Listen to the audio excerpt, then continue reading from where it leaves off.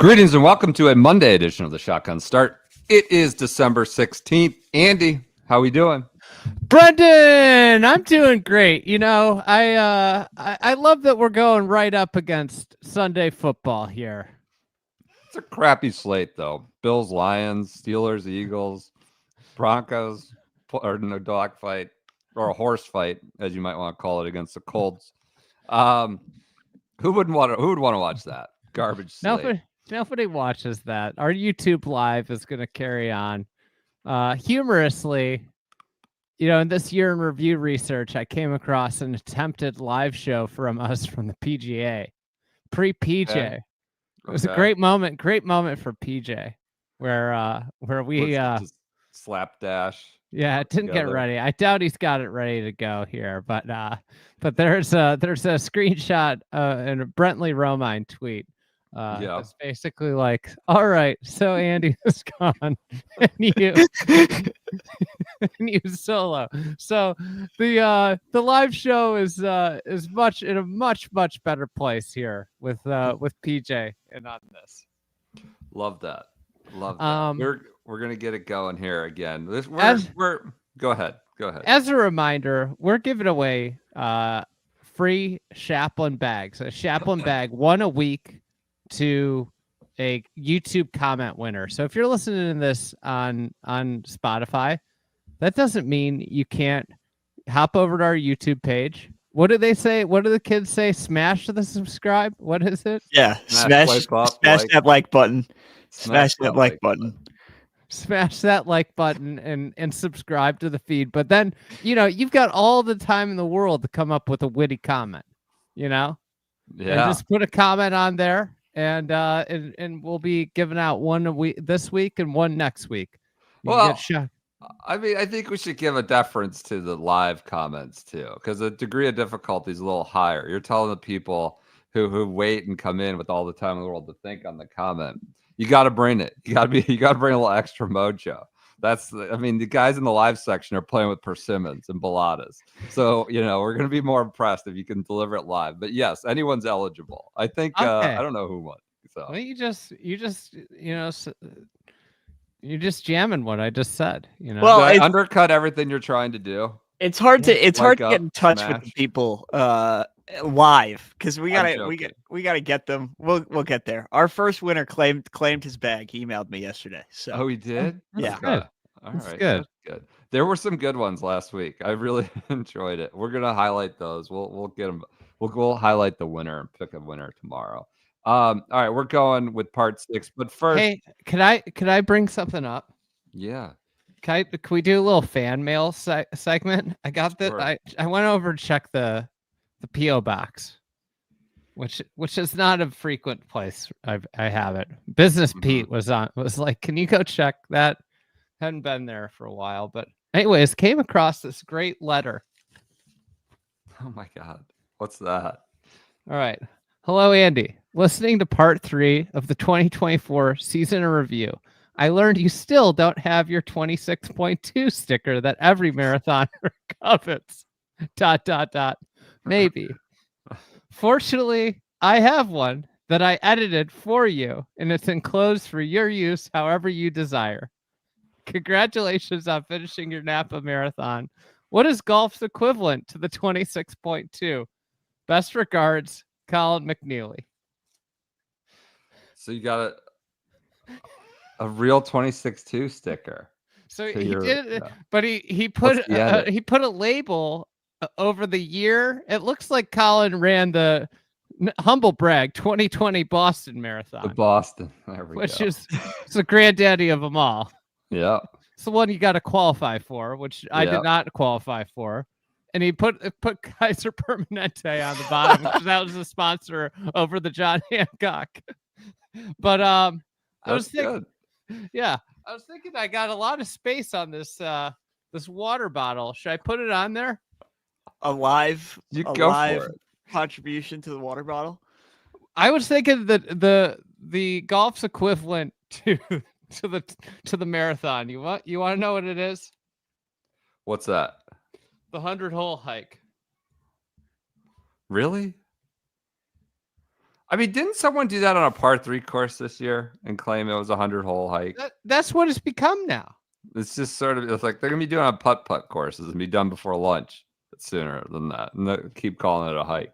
Yeah, played 100 holes of on a putting course. When did stickers become such a prominent part of the culture? Everybody's giving stickers. There we go. It's I love it. There you go. I don't know how long it's going to be on for, but it's on for now. 26-2. You ran it. Nobody can take that away from you. You can use the sticker. I like it. Claim it. I didn't want the sticker. I love it. This is good. Speaking of fan mail, I opened Twitter today for the first time. I just hadn't checked on it in a while. And really one of the great misconnections is I had a friend, a source, who was going to be live and in color with Bert Bielema today.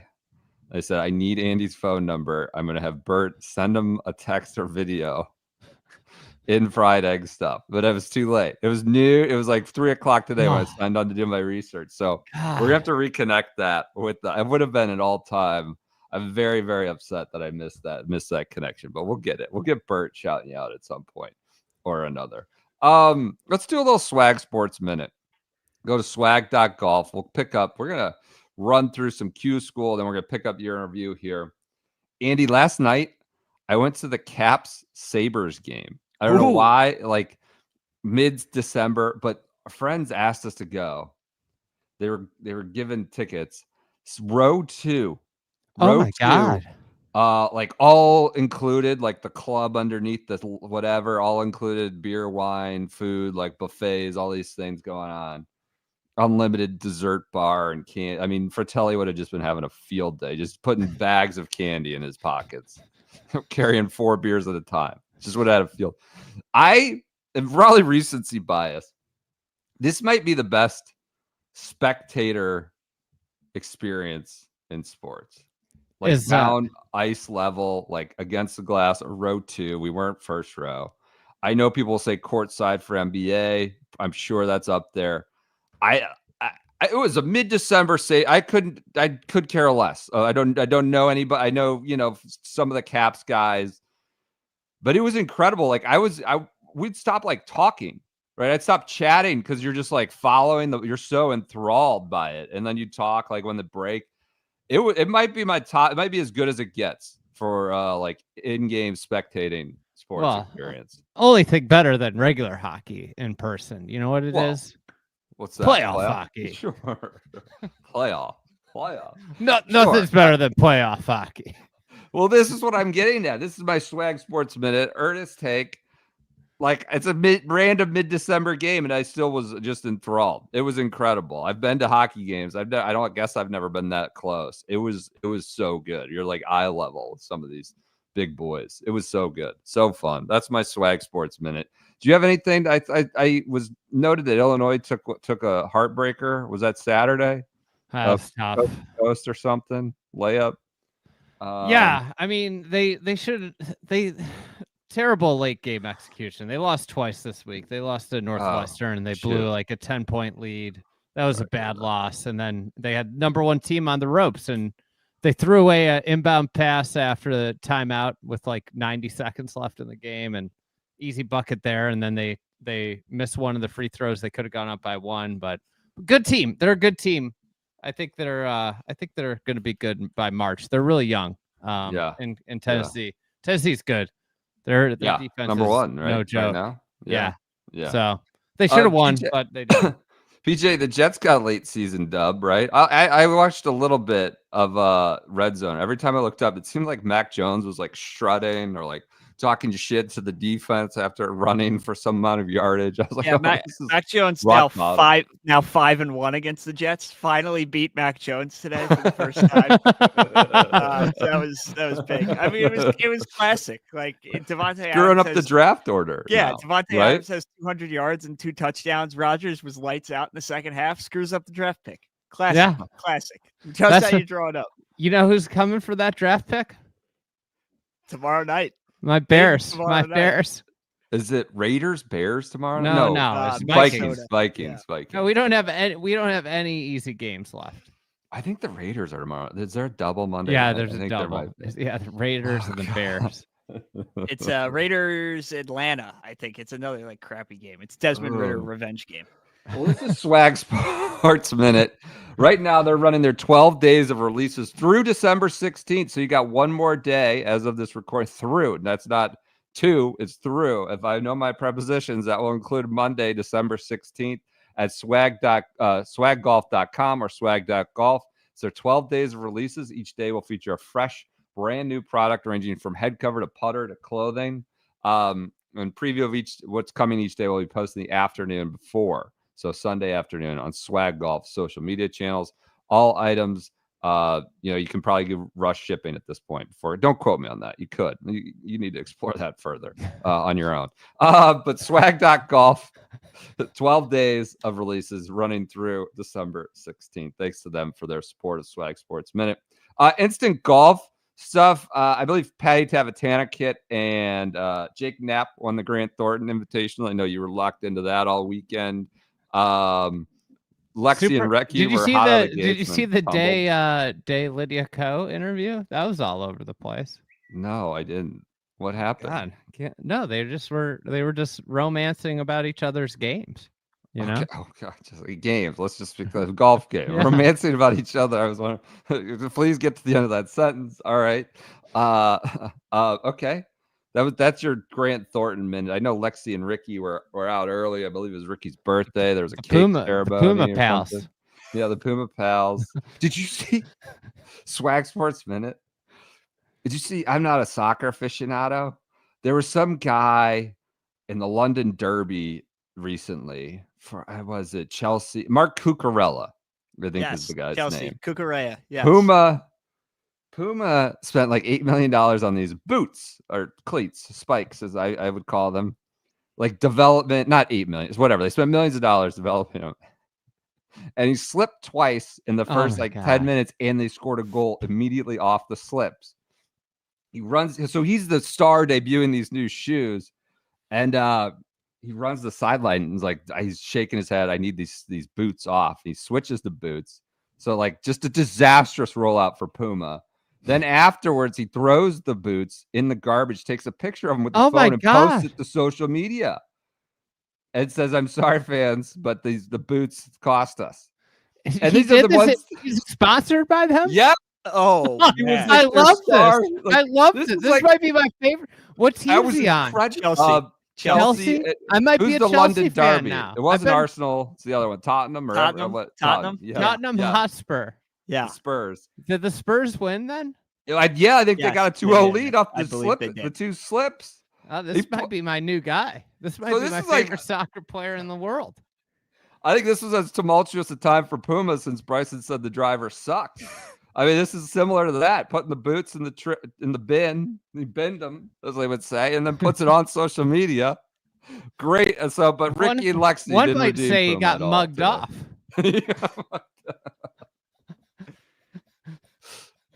I had a Guinness on Friday. I was down at an Irish. Went downtown to watch a basketball game. Was it the best Guinness in the district? It was incredibly mugged off, but I wasn't gonna raise a stick. Probably my first Guinness since we were in Ireland. It feels like, but it's like, oh, this just isn't the same. But yeah, that's my Puma. Lexi and Ricky didn't redeem Puma this weekend from the soccer disaster with Chelsea. At Q School, is Lanto our medalist? Is Lanto the medalist? He wins. Wow. That's great. Lanto Griffin, you can't kick a mule. You can only keep a mule down so long. He's coming back to the tour. Mules always get up. 36 years old, 148 PGA Tour starts. Not a new PGA Tour member, as well. The capsule says here on PGAtour.com. He's going back. I was told he was enlightened today about the term mules. He was unaware of it. I don't know if he found it amusing. I don't think he was offended, but and also that there's a mule whisperer out there. Maybe he's involved with. Hayden Buckley also advances 90 career starts, age 28. You're burying the lead here. What? You're burying the lead on Toasty Boy. Yeah, I'm just getting through it. Hayden Buckley, Takumi Kanaya should have been the first thing mentioned about Q School. The toast man, the beautiful boy who we were worried might be off the tours back on. You see, Monahan and the KFT president Alex Baldwin were out following him in a cart. The Alex Baldwin or Alec Baldwin? No, Alex with an X. With an X. Like the woman who runs the KFT. And there's these pictures of Jay giving Toasty this big hug, kind of embracing him, like holding him close. Very happy for him. Toasty was great. Bacon was on the call. Shane Bacon had some miraculous recovery shots, but he's going back to the tour. Just when you were worried, he fought and scrapped and clawed his way back there. So he's one of them that we couldn't lose Toasty from the tour. Kanaya, the former Japanese world #1 amateur. Will Chandler also gets new member, age 27, never has 0 starts. Matthew Rydell or Riedel, new member, age 24. Basically coming straight from college and was T2 at the SEC Championship from Bandy. You think he's related to the helmet brand? It's not spelled the same. I think he might be related to the glassware company. Riedel, they make wine glasses. Rydell or Riedel, it might be related to them, but not the helmet.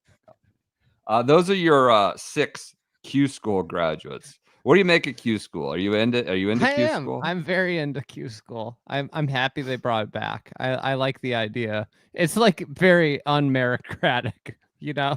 You play good 1 week and you get your card, but I kind of love the immediate ability to be able to get up there. I guess, yeah. It is kind of crazy that you just get hot for a day, or not a day, but a week. And it's just, I don't know. Some people were complaining to me about that. So similar to that, Max Lee wins the Live Golf Promotions event. A Thai golfer. I don't think do anything for you. I know. I'll change the dynamic of that. They're Chinese Taipei, I should say. First player from Chinese Taipei to earn full status on Live Golf. Max Lee. Don't think he's shifting the dynamic. And again, guy just like he's been playing well last few months. I was reading up on him, but again, just like a hot week.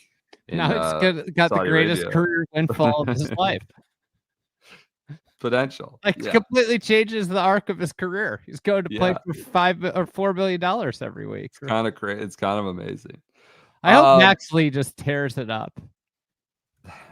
And then the whole year's like, how good's Max Lee?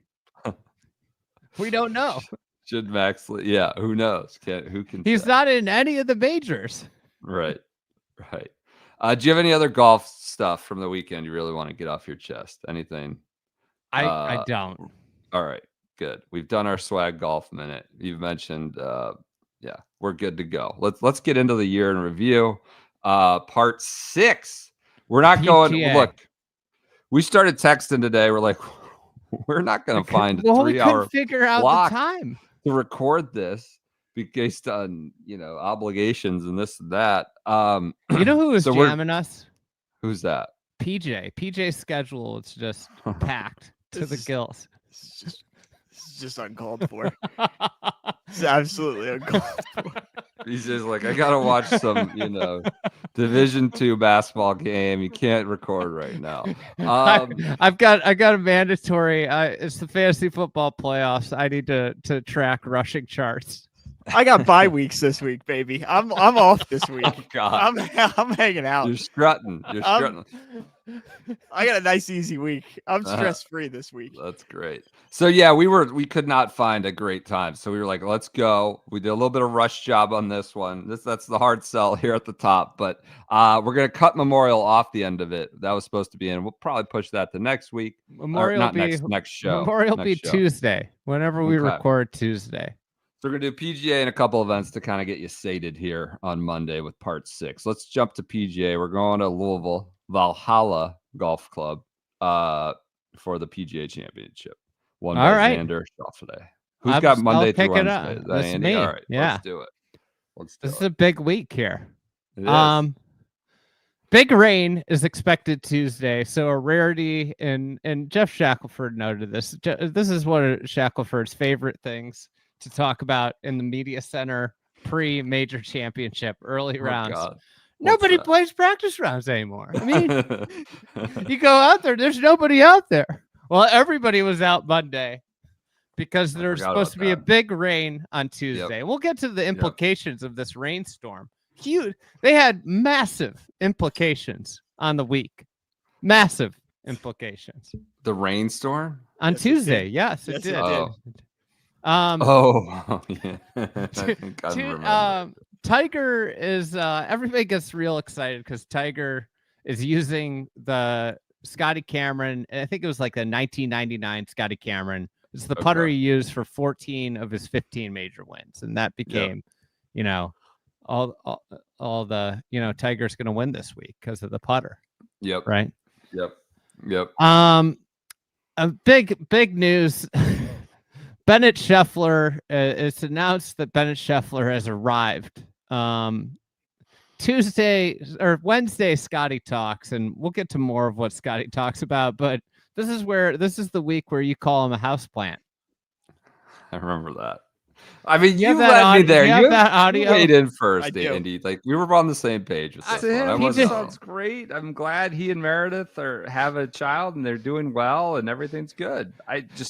Can I poke fun? This is good-hearted fun. I think the birth of your child is like one of the most amazing days of your life.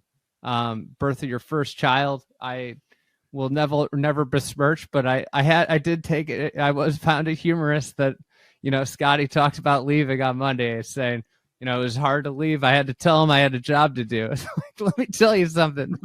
That kid's got no clue what you just said to him. I thought the same thing. Are we just cold-hearted? Like, I don't even mean it a cold-hearted. The kid's 5 days old. He doesn't know. You don't need to tell me that. You might as well be talking to a houseplant. But it's a cute little story, and I love that. I talk to my kids too. I did it too. They don't know what's going on when they were 5 and 1 year even. They had no clue. But that was a good little story. I was really worried. In the setup, I used many disclaimers. I was really worried that people were going to come after me for poking fun at that. No, I mean, we all do it, but still, like, the way he said is like, I looked him in the eye. I told him I'm going to win this tournament for you. Kid's just I've got a job to do. I've got a job to do. I need to leave. You're the man of the house now. So Jimmy Dunn pens a nice letter on Monday. Oh, I forgot about this. So it says, as you are aware, I have not been asked to take part in the negotiations with the PIV since June 2023. During my testimony at the Senate hearing, I said it was my intention to cast my vote alongside the player directors if a final agreement was reached with the PIV. Since the players now outnumber the independent directors on the board and no meaningful progress has been made towards a transaction with the PIF, I feel like my vote and my role is utterly superfluous. That was a tough line. Utterly superfluous. It is crucial for the board to avoid letting yesterday's differences interfere with today's decisions, especially when they influence future opportunities for the tour. Unifying professional golf is paramount to restoring fan interest and repairing wounds. This is Wyndham Clark doesn't think this, by the way, from last episode. Repairing wounds left from a fractured game. I have tried my best to move all minds in that direction. I want to express my sincere gratitude to all the directors that I've served with over the past year and a half. Thank you for all your hard work and dedication during a challenging period. I want you to know that no one will be pulling harder for your success than me. Golf has given much more to me than I could ever give back. For that, I will always be grateful. Signed, Jimmy Dunn. This starts the week, right? I mean, essentially. Right off the bat. Like, the Wells Fargo stuff was a mess, right? Rory's blocked and the subset of people that don't want it. And then we just roll into PGA week with this. So it starts, it's like Monday morning. Yeah. Monahan rebukes. He sends a letter about it, but inside off out of respect for the PGA Championship, we will not be making any additional comments on this matter. My question, did they ever make any additional comments on the matter? I don't think he did. You're right. I don't know that we'll get to it, I guess, if this in this process of research. But yeah, I don't think he did. Rory on Jimmy Dunn's resignation. This came on Wednesday. I would say my confidence level on something getting done before last week was, as low as it's been. And then this news of Jimmy resigning and knowing the relationship he has with the other side and how much warmth there is from the other side, it's concerning. This might be my favorite one. Seth Law, who's I think they're a friend with Jimmy Dunn. I think they're members of some similar clubs. Sure. Jimmy Dunn's resignation. He said he was pissed, wasn't he? I wish his timing had been, different than the Monday of our major. Yeah, I remember that clearly. That's funny. So there's a big storm planned on Tuesday, and they have to call everybody off the grounds. They're worried about safety. Mm-hmm. You know who the first press conference of the day was? Roy? Who? Blocky. Oh, that's right. They pulled the rug out from under him. He was ready to walk in like, the champ is here. He's ready to walk in. So there's an announcement that says, all press conferences are canceled. So all player interviews lost their shit on this. The are media, canceled. Doug Ferguson's probably running around. People are pissed. You can't do this. No way. No way. So No, not my presser. I need my stage. No. So the storm blew through quicker than they expected. And all the press conferences are back on except for Blocky's. That's amazing. Mother Nature and the PGA conspired against Blocky. The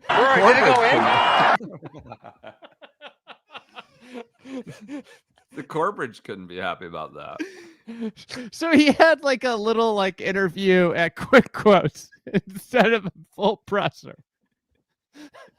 Oh, but nobody kind of knew about it. I think he was telling there was no video, barely any video. It just kind of they rammed it through.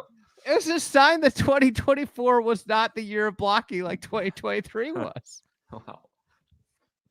He's still getting play out of it, but yeah, you're right. It's just a sign. So he missed the cut, but this is the sign that it wasn't going to be his week. I have some details on an MC coming here in a minute. Ratings are in from Wells Fargo. Rory's win drew 2.78 million people, up 34% from last year. Proof that stars follow. Like the Zurich ratings kind of thing that we talked about last episode, part 5. Yeah. Yep. In worse news, on Monday, the TMC was shuffling around the Florida court filings and realized that Rory filed for divorce on Monday. That was crazy. I mean, he honestly just won. He's going to a place he just won, or made his last major, and that was wild, just unexpected shot. So that was kind of the combo there of the Jimmy Dunn and the Rory news. Yeah. It was a tough Monday for the tournament. And then he says we're not going to address this. So he makes a statement, right? He's privacy. And then I remember somebody in the media tried some sort of end around question to get at it.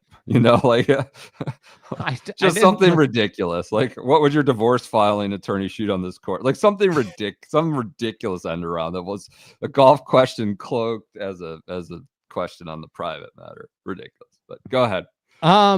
Tiger talks about Ryder Cup captaincy.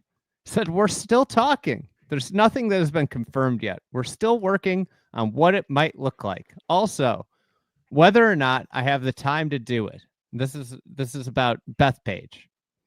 I'm dedicating so much time to what we're doing with the PGA Tour. I don't want to not fulfill the role of the captaincy if I can't do it. what that entails in representing Team USA and the commitments to the PGA of America, the players, the fans, and as I said, all of Team USA. I need to feel that I can give the amount of time it deserves. So that basically everybody's like, he's not doing it. Yeah. And he didn't do it. No, he didn't. Sounds like he's going to do it for his friend JP McManus, though. It does sound like he will do it for his friend JP. Yeah, but it was funny. All the people at the Masters. Not for PJ in Long Island. Not for me. Not for New York. Um, Mother Nature is the blocky blocker. Andrew Collins in the comments says. Good early comment here on YouTube. All right.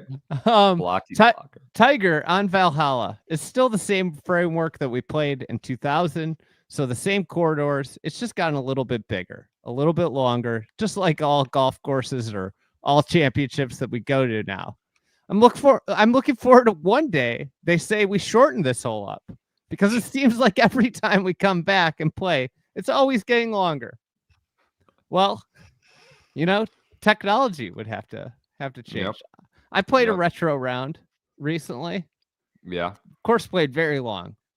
Okay. Can imagine. Played an old ball. Fun? Yeah, it was. It was hard. Yeah. The thing that I forgot about was how much the wind just can batter. I played the original Pro V. The wind just killed it. And then I hit a ball with the modern Pro V on a famous hole and just rocketed through the wind. Now, are you talking distance? You talking blowing it side to side, or just distance and side to side, both? Yeah. Just like a rocket. Yeah.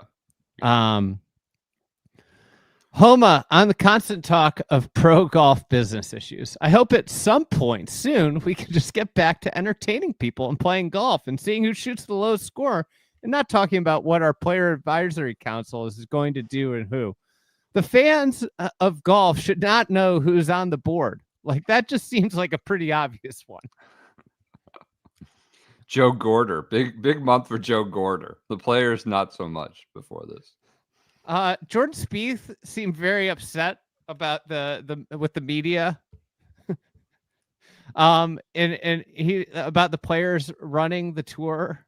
Oh, yeah. So that's a false narrative that the players are determining all these things. That's not even what Jimmy was saying. It was actually exactly what he was saying. Mm-hmm. Yep. He said it's just balance. It's not player driven. So you guys have got to stop saying that. Like, it's not the case. I just continue to kind of chuckle because I only feel positive momentum when we're actually having these internal conversations. Then every time anything comes from the outside world, it's the opposite. It just kind of makes me chuckle a bit because it's a bit frustrating. Look at all that positive momentum. That's not a credible, it's not realistic, whether it's good, bad, or there's not everything is positive momentum at every meeting. Just tons of positive momentum. I mean, look where we are today. Right.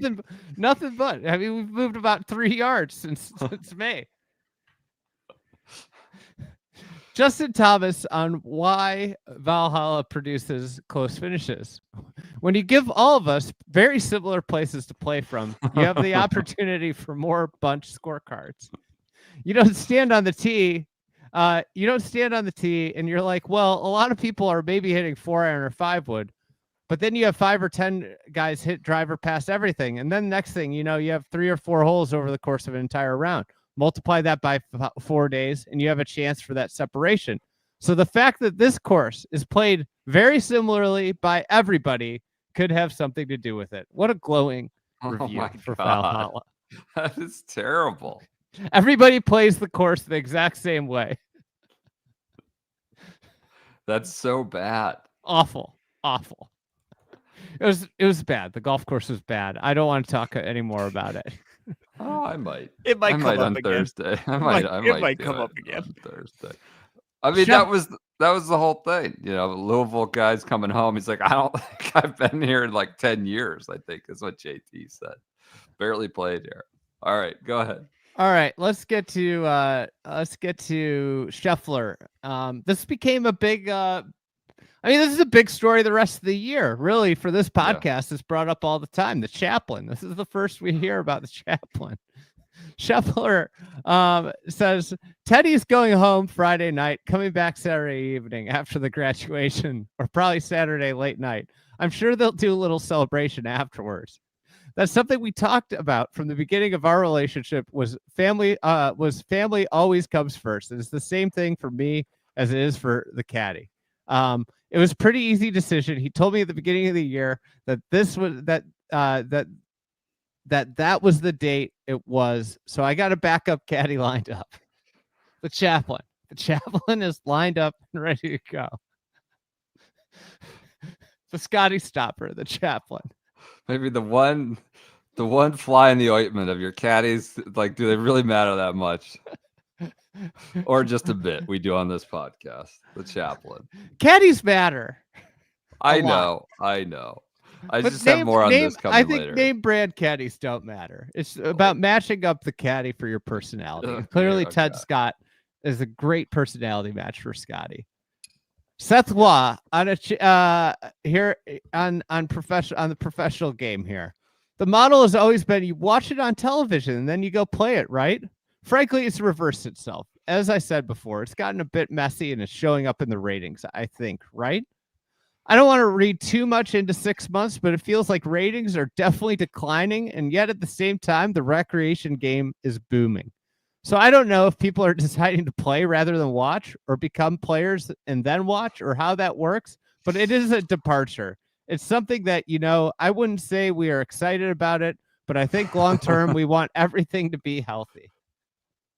Glowing reviews for those pro golfers that are really, I mean, they're it's like they're curing cancer with this deal. More money for all.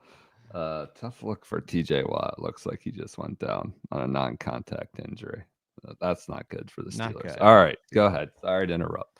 Hovland and the Mayo Man are back together. The Chipmunk returns. Hovland, I think he shot like a great. I mean, he played well in the tournament. He almost won, and everybody is just like, "Is Mayo this important?" The whisper. Rom had like a ridiculous statement in the pre lead up. So you guys keep saying the other side, but I'm still a PGA Tour member, whether suspended or not. I still want to support the PGA Tour. And I think that's an important distinction to make. I don't feel like I'm on the other side. I'm just not playing there. That's at least personally. So even though I'm playing full time on Live, like I said many times, had I been allowed, I would have played some tournaments earlier in the year. And if allowed in the future and not conflicting with my schedule, I would play the future. That's why I think it's important. Oberholzer went nuts on live. He should. He said, it's deluded. He said he doesn't get it. I'm incensed. You don't get it. I wanted to wring his neck through the television. I'm that mad right now. I remember that. Like, I'm still a PGA. You guys are the ones that, like, you went to the league where you guys are suing the tour, forced to, like, burn the place down, took 500, whatever. And no, I'm fine. You guys just won't let me. I'm still a member. There's no conflict here. You had a great tweet about Patrick Harrington. He had for the listeners here, he's on the range in shorts and he's got double knee braces. Double sleeves going on the knees. Knees. Looks like I mean your tweet's so good because it's like what a 45-year-old pickup baller plays at the gym. Plays with at the gym. He said, "Look of a man about to put you in a blender in the post at the Tuesday night pickup without his feet ever leaving the floor." Incredible tweet. He's got some like Monarchs, like basketball looking shoes, like old man basketball shoes on there too. Just go ahead. Claire Rogers snagged the screenshot of a Live Golf tweet. So PGA Tour tweeted about the PGA. Do you have this, PJ? No, I don't think you sent me this one. Maybe this is a mix. Misconnection here. It is. I did. Let me see. I did miss it. I mean, I did not send this to you. Anyways, there was the PGA sent a tweet that was like, hands shaking. Oh yeah. At PGA, let's have a week. And it was like kind of getting Tour sent this, tweeted getting this. ahead of people complaining Yeah. about what you're doing, because the PGA is actually running the tournament. Like it's always the confusion. Yeah. And Liv tweeted over the top of it. Yeah, let's all have a week at PGA Tour. I mean, I like that. That's a cheeky little way to. I like that. Good tweet from Liv, stirring the pot. Eric Patterson, humorous tweet here that there was a toasty bet to make the cut that was requested. I don't know exactly where it was requested, but it was requested somewhere. Yeah.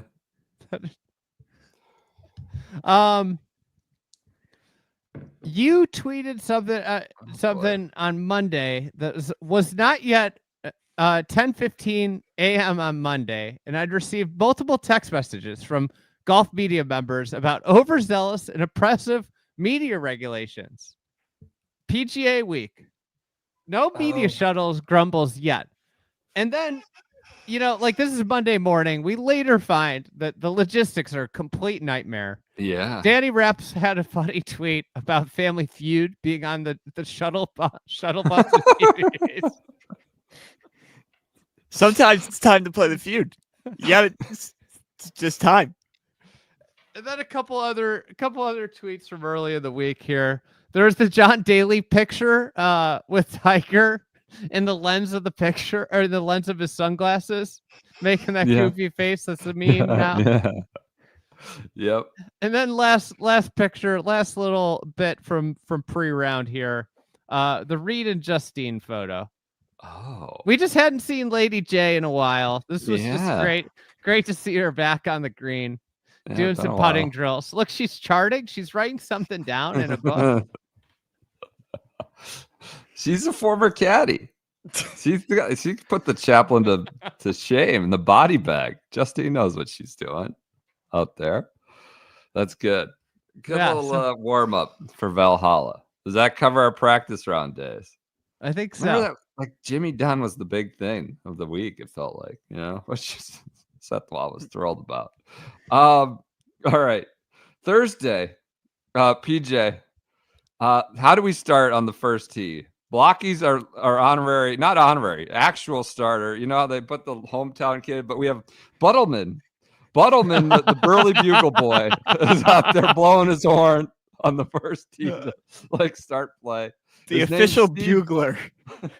Steve Buttleman, who we call Buttleman, the Burley Bugle boy, he leads off play at a Kentucky Churchill Downs bugler. He gets it going. Blocky starts us off. I watched the video, and there's no one there. Another way he got jammed this week. Mother Nature pulls the rug out from under him on the presser. And they sent him out. I guess it's 6:30 local time, something like that. And it's supposed to be an honor, but it's 6:30 in the morning, and there's nobody there. And they're calling Blocky, and there's the stands are 10% full. And I don't know. He's just all the shine. And then of course he leads off. He just kind of snaps one left off the first and makes a quad on the second. My God. And then we had the whole ping pong back and forth. He's 2 short, goes 3 long, 4 into the front bunker, and then putzes around and makes an 8. It's a total disaster. And he's basically out of it before 7 a.m. Eastern, 8:15, 7:30 Eastern. This is 8:11 a.m. Yeah. 8:11 a.m. And it's that's it. There was a lot of confusion between you and me. We thought Louisville was in the central time zone for sure. And apparently it's Eastern. And we were all thrown off there with tee times and what was this, because this would come the next day with the early arrest of one Scotty Scheffler. Paul McGinley, we're leading off. Oh, this is Blocky's quad breaks the app. We're launching for the Masters app, and immediately he goes 5, 8, and then they gave him 3 3 birdies in a row. It's just like the app was just busted. They were just putting scores. Everyone was getting eagles for a while there. We're like, we need our Masters app. Paul McGinley leads us off with a big Magic Johnson tweet that got roasted a little bit.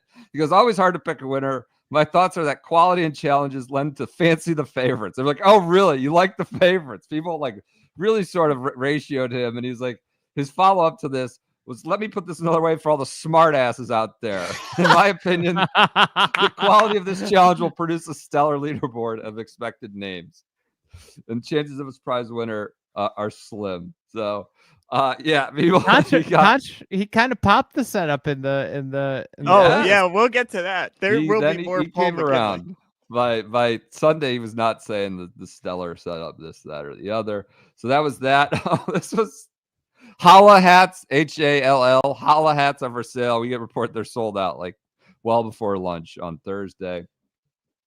This is one of my favorite random finds.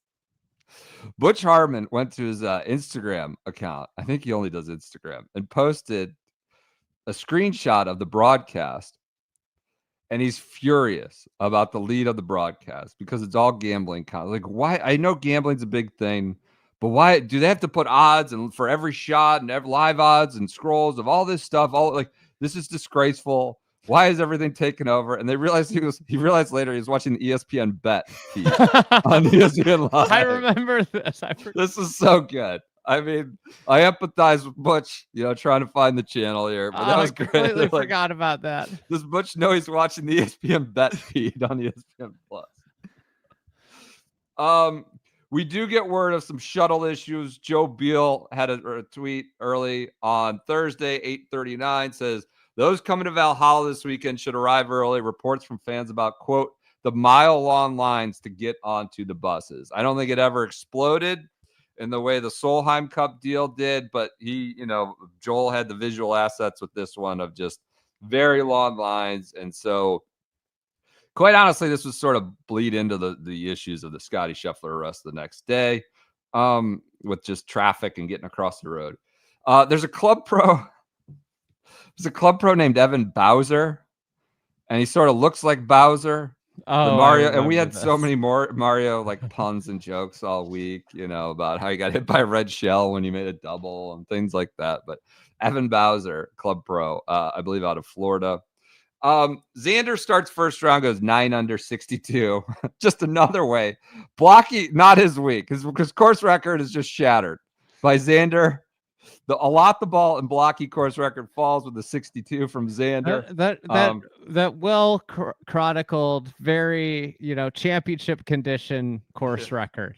In when was that? Like August, or I don't know when that was. I think it was playing with the owner, right? Yeah, owner, club pro, yeah, something like that. So Xander goes 62, 9 under. This is just after he had lost, looked bad on Sunday at Wells Fargo.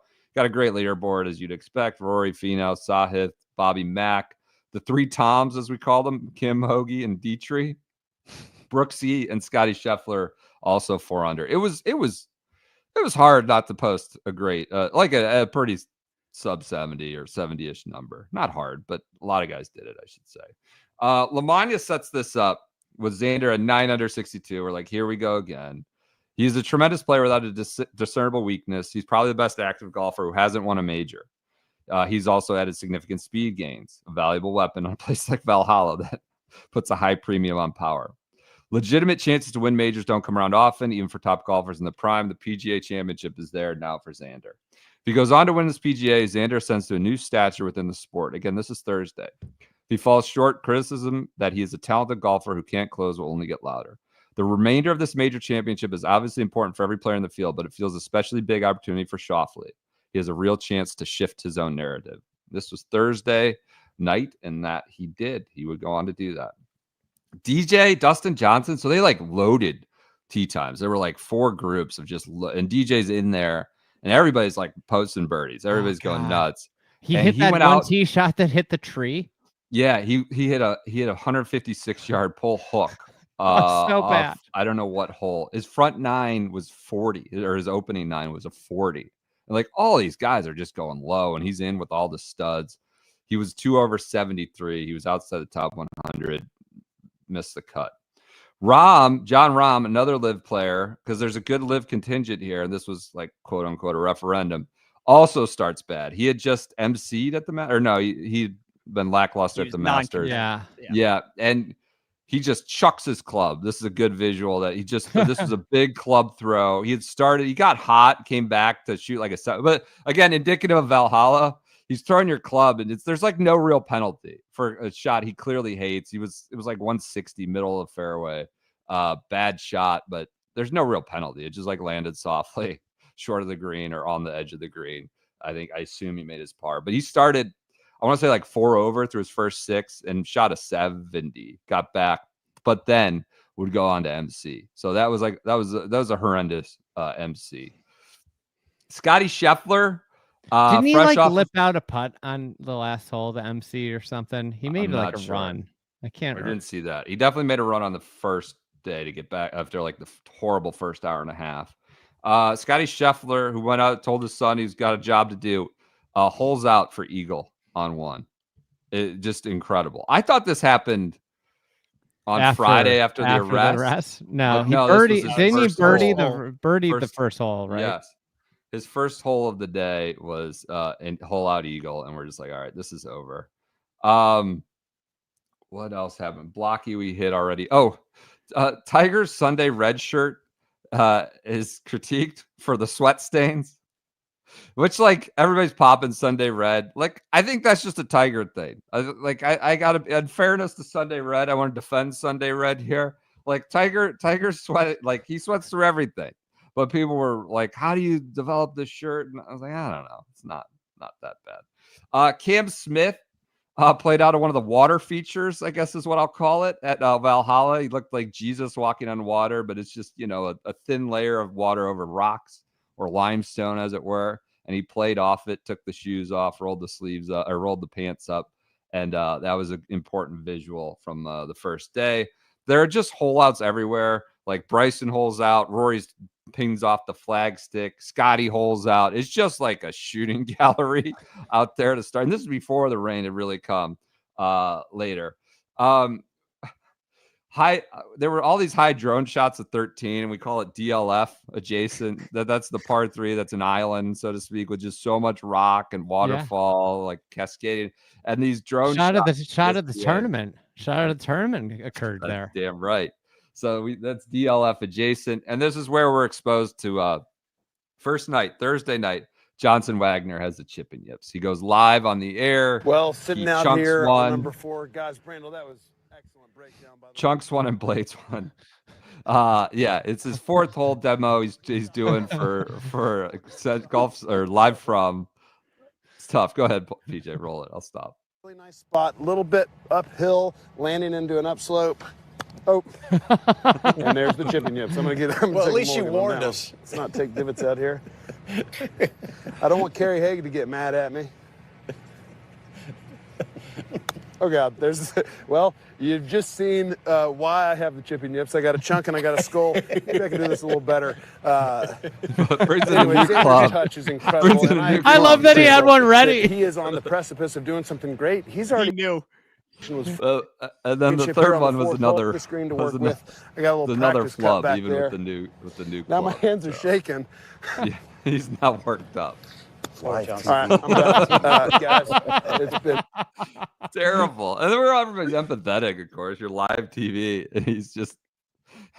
They're like, we're gonna do one from the first cut tomorrow. Xander will leave a shot, demo from that. That's Thursday. All right. Friday, I'm going to try to, we know what happened, right? We know what happened. What happened on Friday?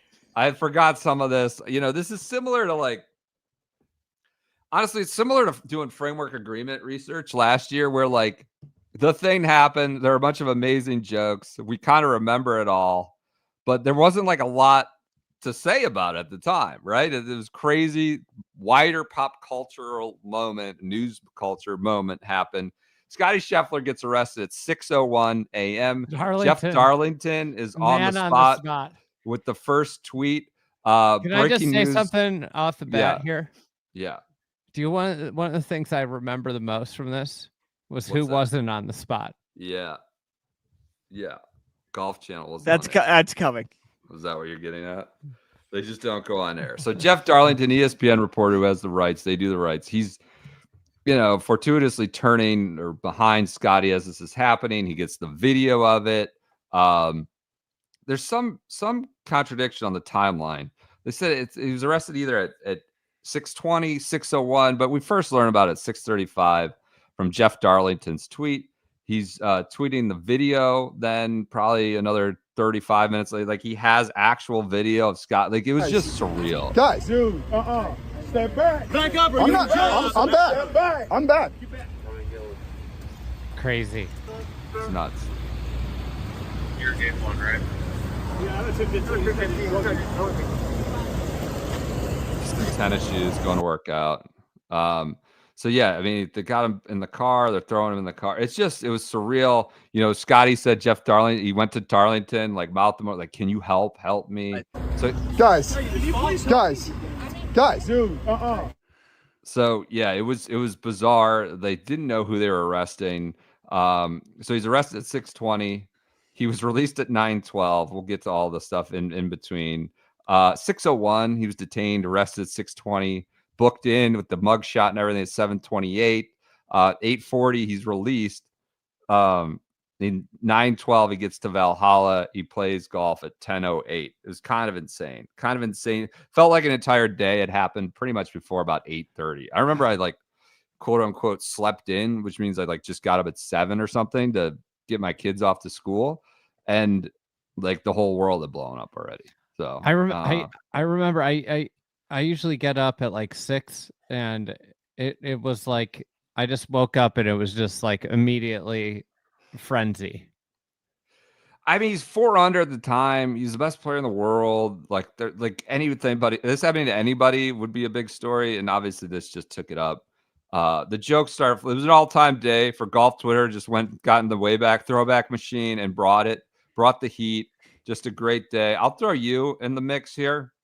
You had a great tweet. You said it's about time for Scotty to feel how golf is when you have kids. Of course, he had just had his son. A stressful morning and a mad rush to the first tee. And that went viral. You got a good one out of that. Everybody had a lot of good tweets. 2 circles, Tom mimicked a Nance call. A champion in the second degree. So there were just a lot of these Photoshops happening. This is according to Darlington's reporter, an individual by the name of Officer Brian Gillis. Shouted obscenities at Scheffler as he tried to enter the property. He, quote, attached himself, which you had questions about what that means. How does someone attach themselves to Scheffler's car? And then he pulled the player out of his vehicle by the arm, pressed him up against the car, and placed him in handcuffs. The police report comes out. Mark Hubbard had a good tweet. He said, "No effing way. Scotty only weighs 170 pounds. F that. I'm fat." I mean, he is 6'3", 6'4". That is not a lot of. I just don't think he's 170. I'm not saying he's fat, but he's not 170. He's got to be 190. Yeah, at least. Yeah. A Louisville lawyer, David Barber, tells Shane Ryan of Golf Digest, so he's out 9:15. He says, just generally speaking, it's not a great look for the police department in terms of civil liability to have released somebody on the spot who allegedly committed this assault in the second degree on a police officer. If he's really this dangerous, why are you releasing him by breakfast? And so there's this crazy, we got OJ Simpson footage, the white Bronco footage of him on his way to the course. He gets released. He gets out. They're like, Scotty, what are you doing? Marty Smith says, he's like, I love you, Marty. He just keeps going into the clubhouse. One of the owners is the one who brought him. And then he sits down. He has a full plate of eggs. Oh my God. He's been in jail. He's been arrested. Sits down, eats a full plate of eggs, apparently. And this was when we theorized on could Azinger eat his eggs? You remember how Azinger's test of are you able to eat? Or you too nervous? You can't have your waffles. You're couldn't eat before any round. Right. The great bit of kismet and tradition was Ricky's the first one that welcomes him to the course in the driving range. Ricky's always there to welcome whoever is making the most news at the time. He's like the Forrest Gump. The police report comes out. This is about 10:20. This is the first time we get the quote, pants valued at approximately $80 were damaged beyond repair. This is a Don Van Natta tweet. I've been reading police reports for many years. Expert investigative reporter. I can never remember seeing a sentence like this in a police report. Detective Gillis's uniform pants, valued at approximately $80, were damaged beyond repair. So that becomes another bit of a whimsical amusement on the whole story. Scheffler noted that he watched ESPN's Get Up while in jail, in the jail cell, like trying to figure out when. That was who had the story. There. It was Greenberg. It was Greeny. Yeah, it was Greeny. And Darlington were the only people that had the story. Golf Channel was an infomercial, I think. Yeah.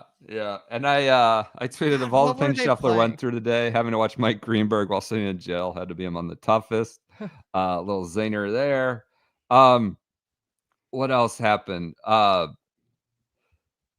There's like, everybody's like, Scotty's this boring guy. And now his mugshot's going to be the most shared image in the entire year of golf. And that goes viral. Obviously, him in the orange jumpsuit. And we're like, there were people who, like, Louisville police reporters, like, they had to like make a statement. Like, I combed through mugshots for Louisville, my reporting. Like, rarely are they put him in the full jumpsuit.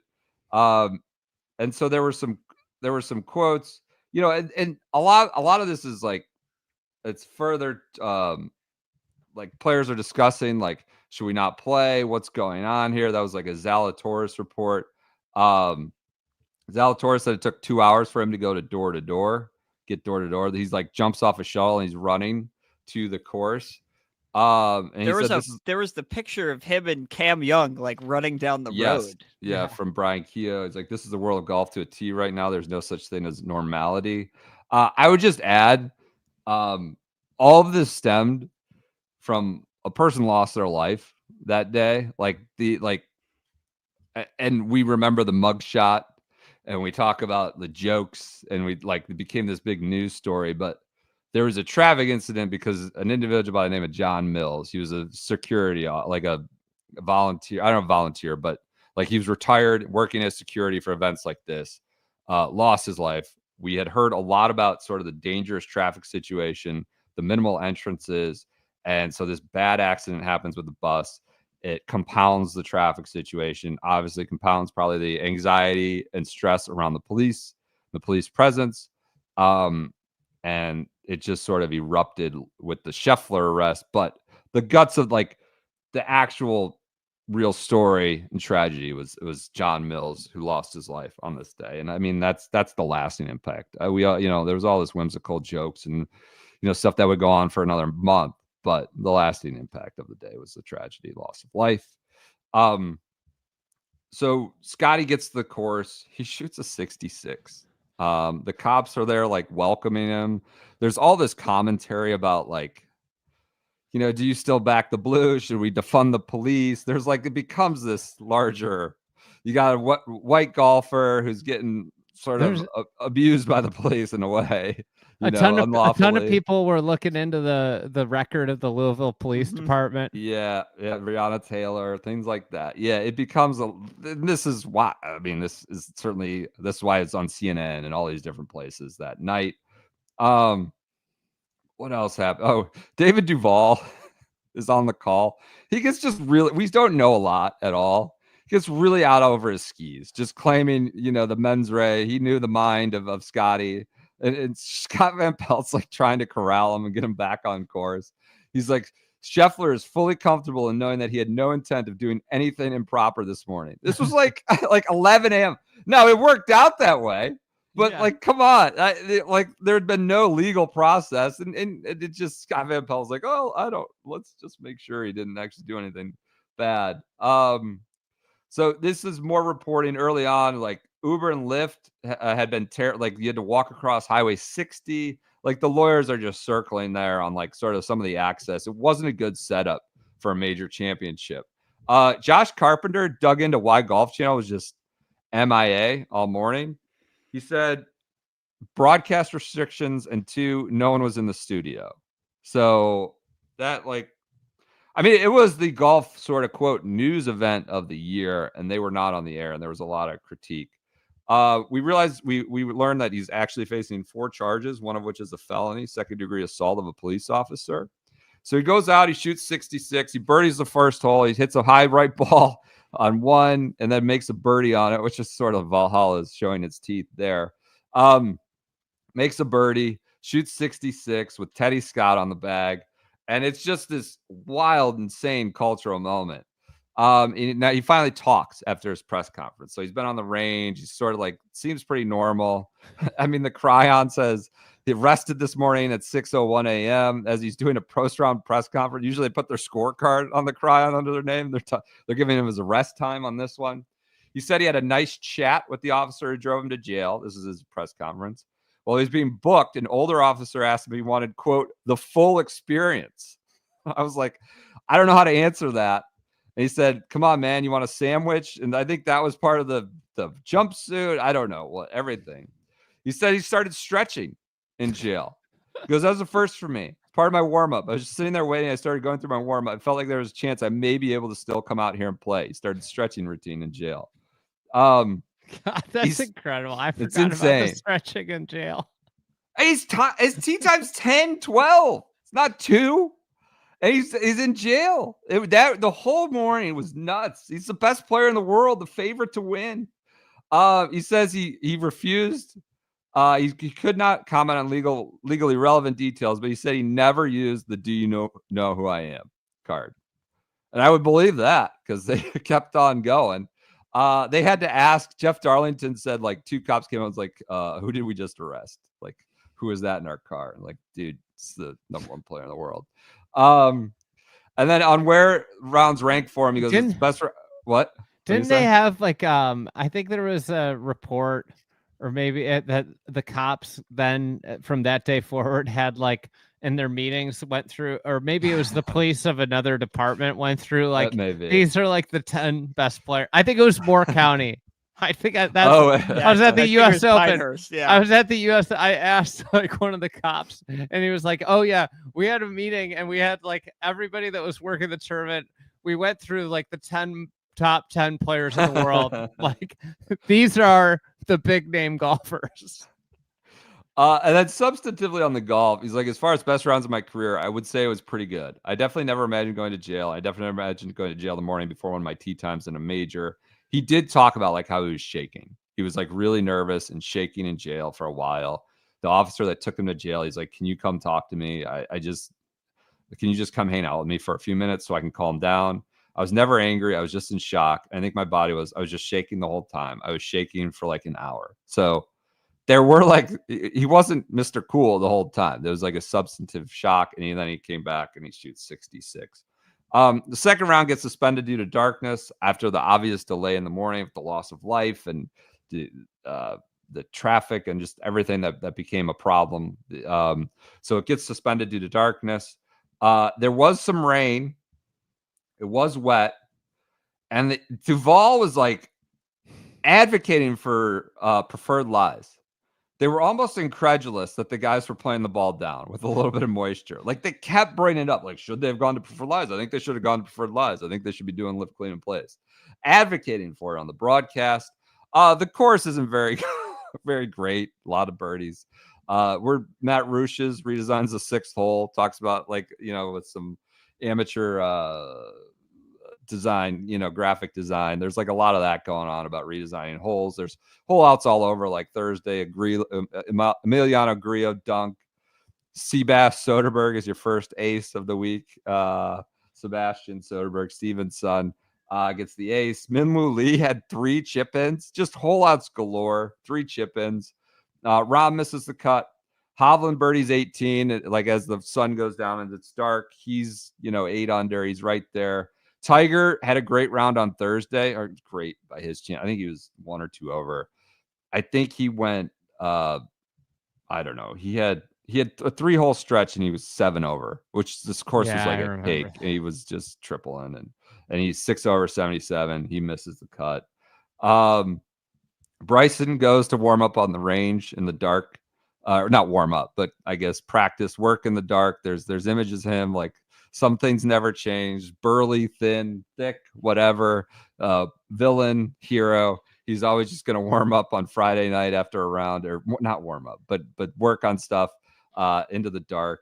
And then, on a day of chaotic news, there he is. There's the image of him in the dark with the power lines on the Vista. A lot of that was like the blocky opening tee shot for the championship was pretty depressing. Nobody in the crowd and just these jumbo power lines like running down his left. It was just sort of a weird visual. And then with all the news going on Friday, Shotgun Start doesn't let the big news of the day slip through. We talk about on Friday night show. Field for next week at Colonial. Olin Brown has gotten an exemption, is currently in the field. And so we talk about that on Friday. But that's Friday. Let's kick it to the weekend. Obviously, a longer one with the Scotty. OB Senior. I think he WD'd maybe at the start of the week. I don't know that he actually played, but he was in the field as of Friday of the week before. So that's your week. That's your first 2 days of competition. Let's kick it to PJ for the weekend at the PGA. Okay. So after the chaos of Saturday, Friday. Enter the chaplain. A fog delay causes a long delay. Right. They don't start the end of the second round until like 10:30 a.m. So the third round does not start until like 11 o'clock here. They go off of split tees in threes. So leaderboard to start here. Xander is 12 under. Colin Morikawa is 11 under. Sahith Theegala 10 under. And then Bryson, Tom Dietrich, Scotty, Mark Hubbard all at 9 under. So that sets the stage a little bit. Rory is playing with Toasty and Doug Gim. They go out early. Rory got the Toasty experience. That's right. That was when he drove the green, right? No, that was Sunday. Oh. That was Sunday.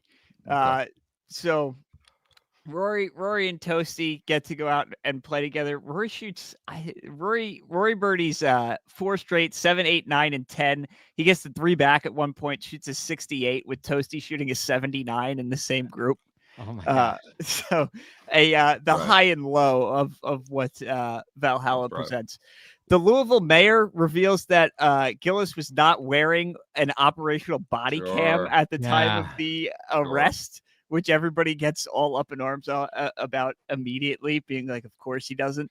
But the chaplain does make his debut.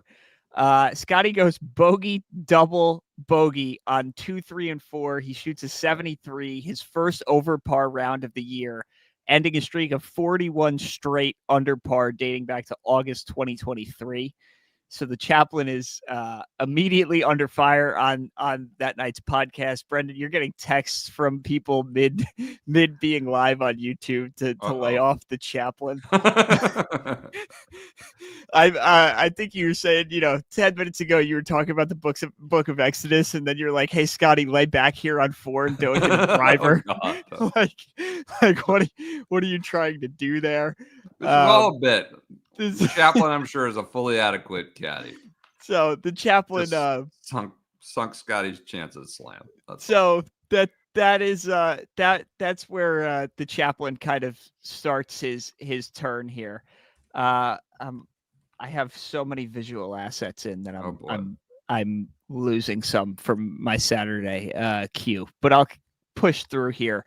Bryson is, even though he is tied for 4th entering the day, does not really get shown for like the first 5 holes or so. And everybody's like, hey, why are we seeing every shot of Scotty and Brooks having 2 of the worst rounds on the course? Live guys. Yeah. But Bryson is not being acknowledged at all by the early ESPN coverage.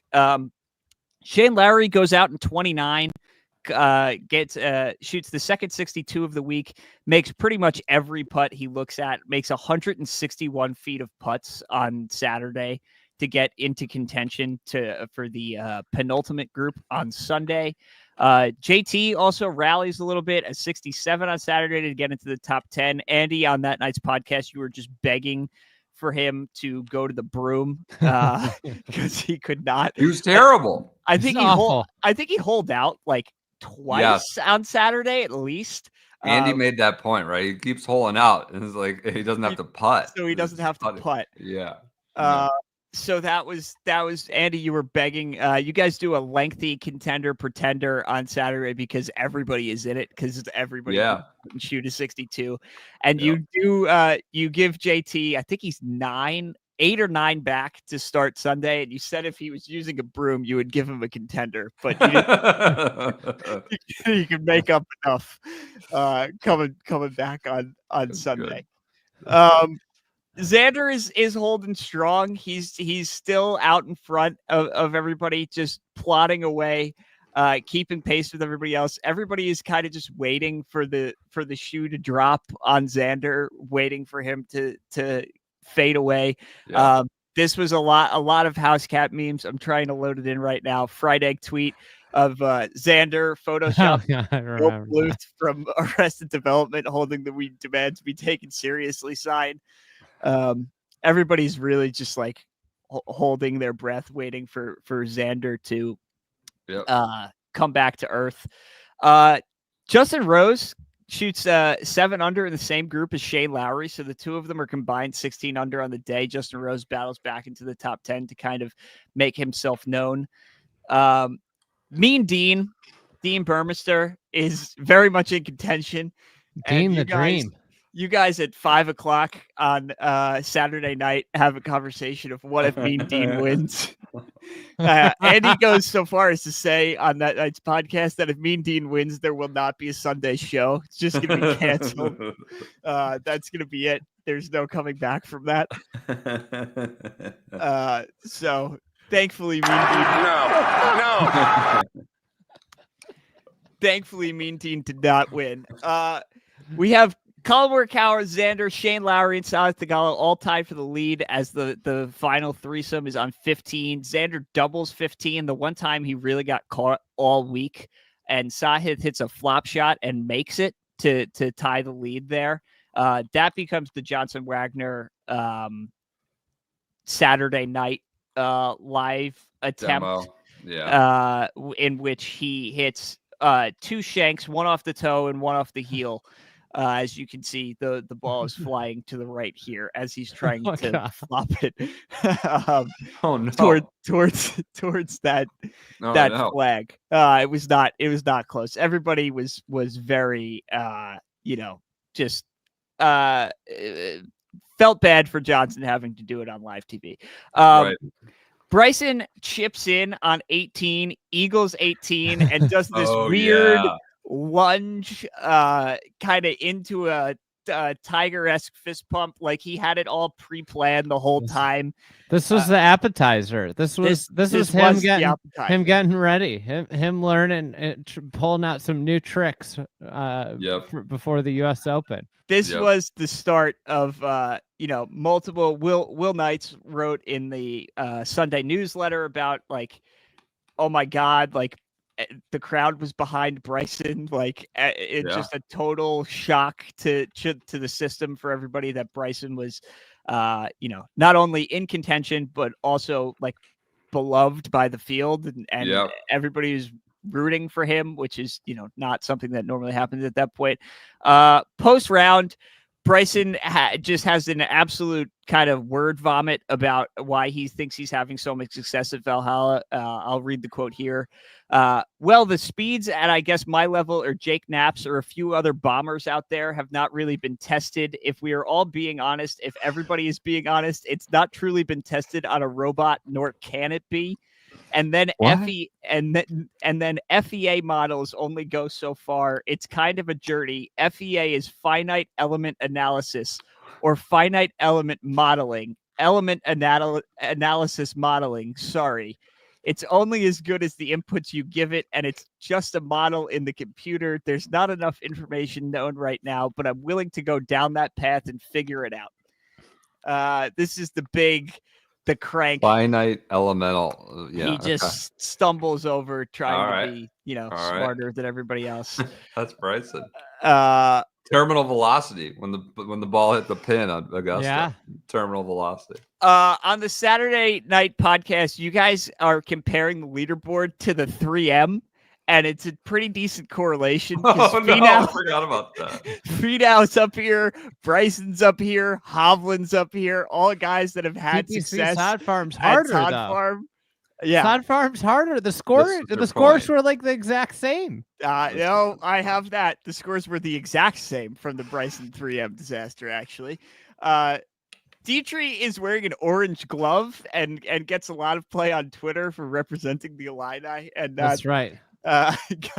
Getting some love from that. The Golf Channel no laying up. I forgot about Twitter this. Fest happens throughout Saturday. I think there was like 6 tweets from Golf Channel PR that logs on and just responding to every tweet from Sally that he sent on Friday, being like, "How is Golf Channel not live right now?" During the Scotty arrest. During the Scotty arrest. Golf Channel PR. Golf Channel PR says, important context, ESPN had exclusive coverage and was scheduled to come on before 8 a.m. Eastern. Golf Channel cannot come on live once play is underway. NLU is working for ESPN this week as remote broadcasters. There was about like 6 or 7 of these just going back and forth. They were really in the mud on Saturday evening. It got Someone with the account dire. was in the mud. Golf Channel PR. Golf Channel PR. And then I liked this one. I think you guys tried to go live again on Saturday. This might have been when Andy dropped out. Somebody just tweeted, "Ever hear of a producer?" And you guys said no. And now we have one. Just a firm no. Look at that, John Donovan. Maybe he was the the job posting was already up, but it was a social media job posting, not a producer. That's right. So as we get to Sunday now, the leaderboard is Xander, Colin Morikawa at 15, tied for the lead. Sahith Theegala at 14. Shane Lowry, Victor Hovland, Bryson at 13 under. Morikawa post round Saturday, heading into Sunday. Asked if he feels forgotten about after all of the hoopla from Xander shooting a 62, Shane Lowry shooting a 62, Bryson getting a lot of love. He says, frankly, yes, it's nice to have people root for you, and I feel like people aren't rooting for me out there. They like a good story. Xander hasn't won one, other guys, whatever it may be, but I could care less. So everybody is all ready for Colin Morikawa to make a big statement on Sunday. Narrator, that did not really happen at all. No. Was this like his worst putting day ever? He could not make anything. He was in the final pair. Obviously, Yeah. He had one bogey and birdied the 18th hole. When he teed off on 18, he was the only player in the field on Sunday without a birdie, and birdied 18 to not go without a birdie. But even par Sunday in the final pair. He got dropped from coverage. They were only showing Xander's shots. So Sunday starts with this motion graphic from the PGA Championship account having the Wanamaker kind of burst out of the 13th green. And everybody was just quote tweeting this, being like, "Oh, that's why nobody has tried to drive the green on 13 this week." Probably cost like $200,000 to just have this graphic of a trophy popping out of the island green. Speaking of 13, Toasty goes out early after his 79 on Saturday. Just nails it. Absolutely goes for it. Shot of the year. This got DMCA'd like literally everywhere on Twitter. Really? Yeah. Because I know that the Shotgun account tweeted it and it was gone. Kyle Porter tweeted the video. It's gone. But Toasty Eagles the 13th, the only guy to do so all week. The PGA is getting in the DMCA game. Hustling backwards. Cracking down.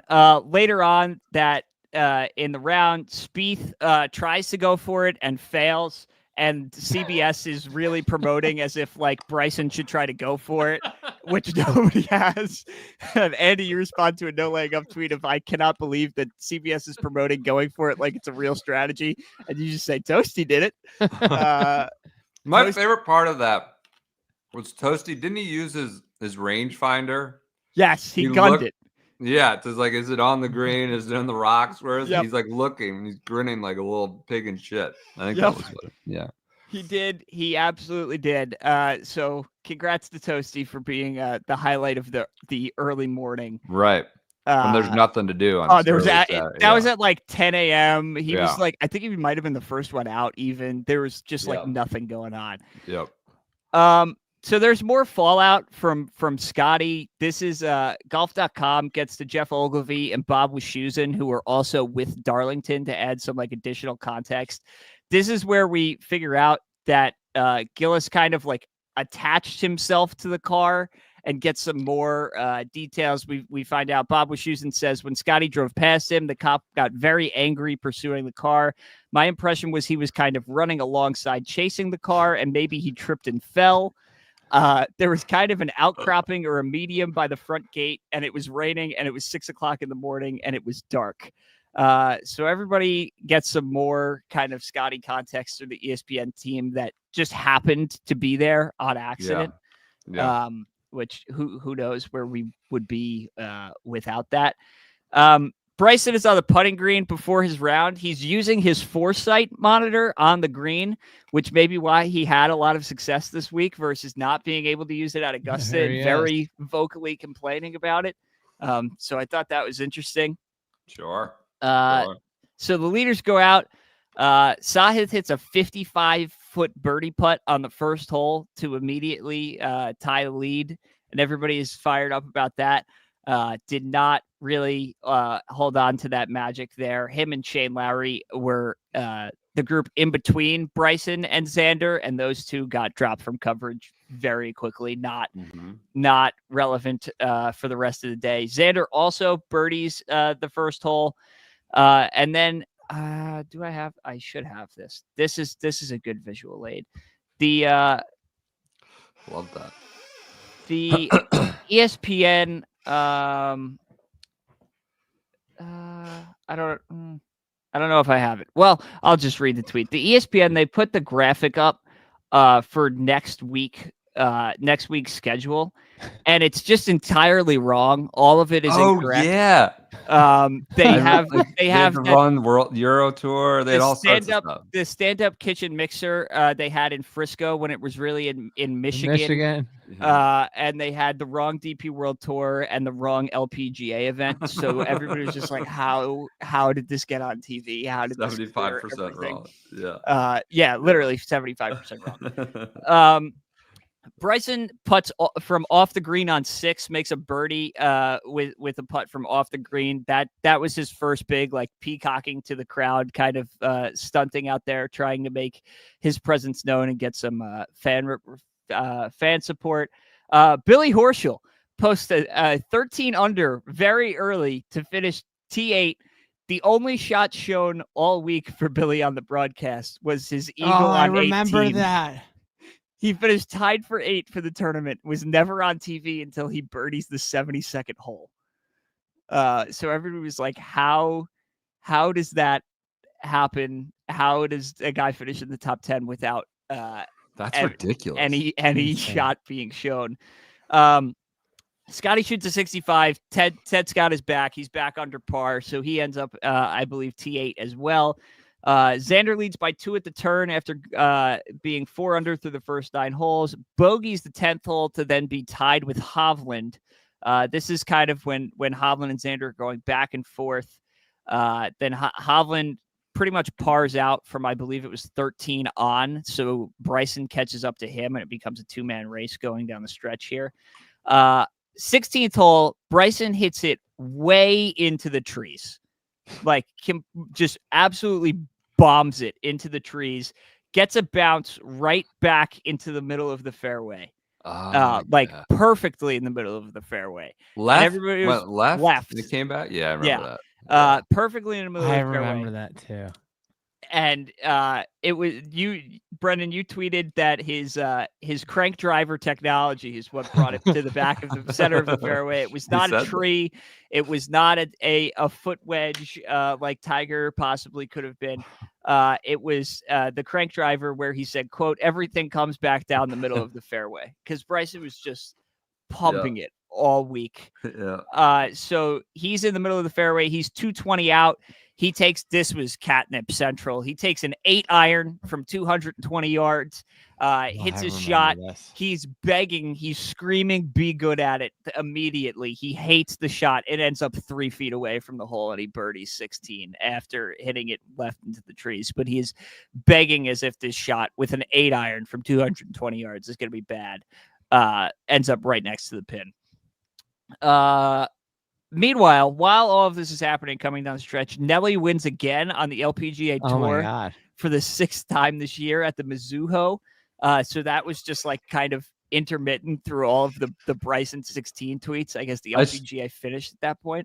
I should add in my research that was the event where like food poisoning or the stomach bug went around. I think there were 10 WDs. I think that's Liberty National. There was some shrimp or like, I think it was bad sushi just wiped out like a third of the field of the WDs. And yeah, Nelly won that one. All right, go ahead. Sorry.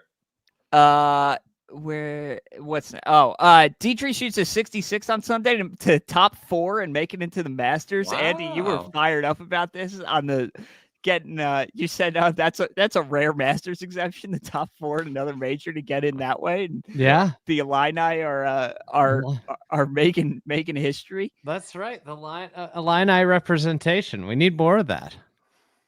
Colin Morikawa, as I said earlier, makes his first birdie of the day on 18. He made 34 feet and 4 inches of putts on Sunday. He made 2 putts outside of 3 feet all day. So he really could not just buy anything in the final pair. Yeah. Breaking news that Garrett is in Australia and playing behind none other than Dick Green. Right. Yeah, now. he sent a video. He sent a video on Instagram. If you want to go check that out, he did have Clayton alerted him to PJ and the shotgun starts infatuation with Dick Green. So we'll see what comes out of that. I mean, we'll see. This is Andy. This was a great tweet from you.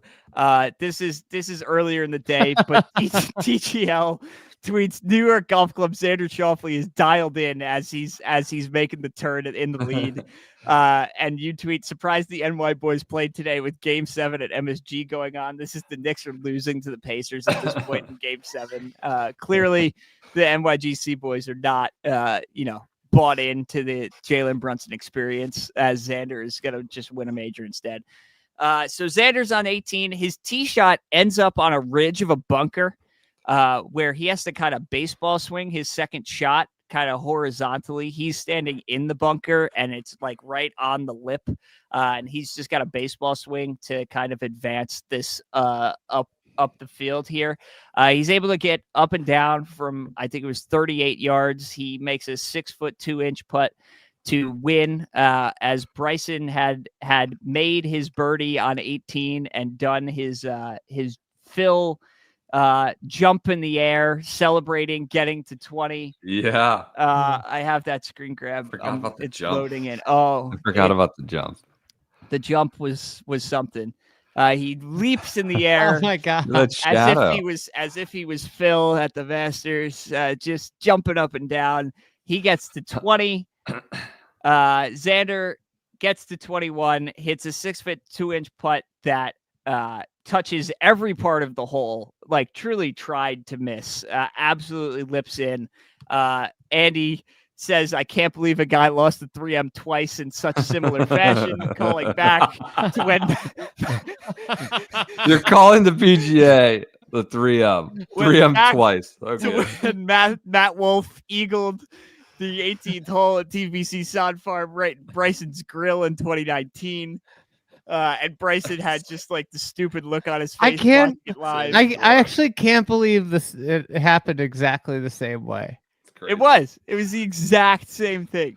Absolutely the exact same thing. 3M up. So that so was disrespectful. Was it disrespectful? I mean, was it really?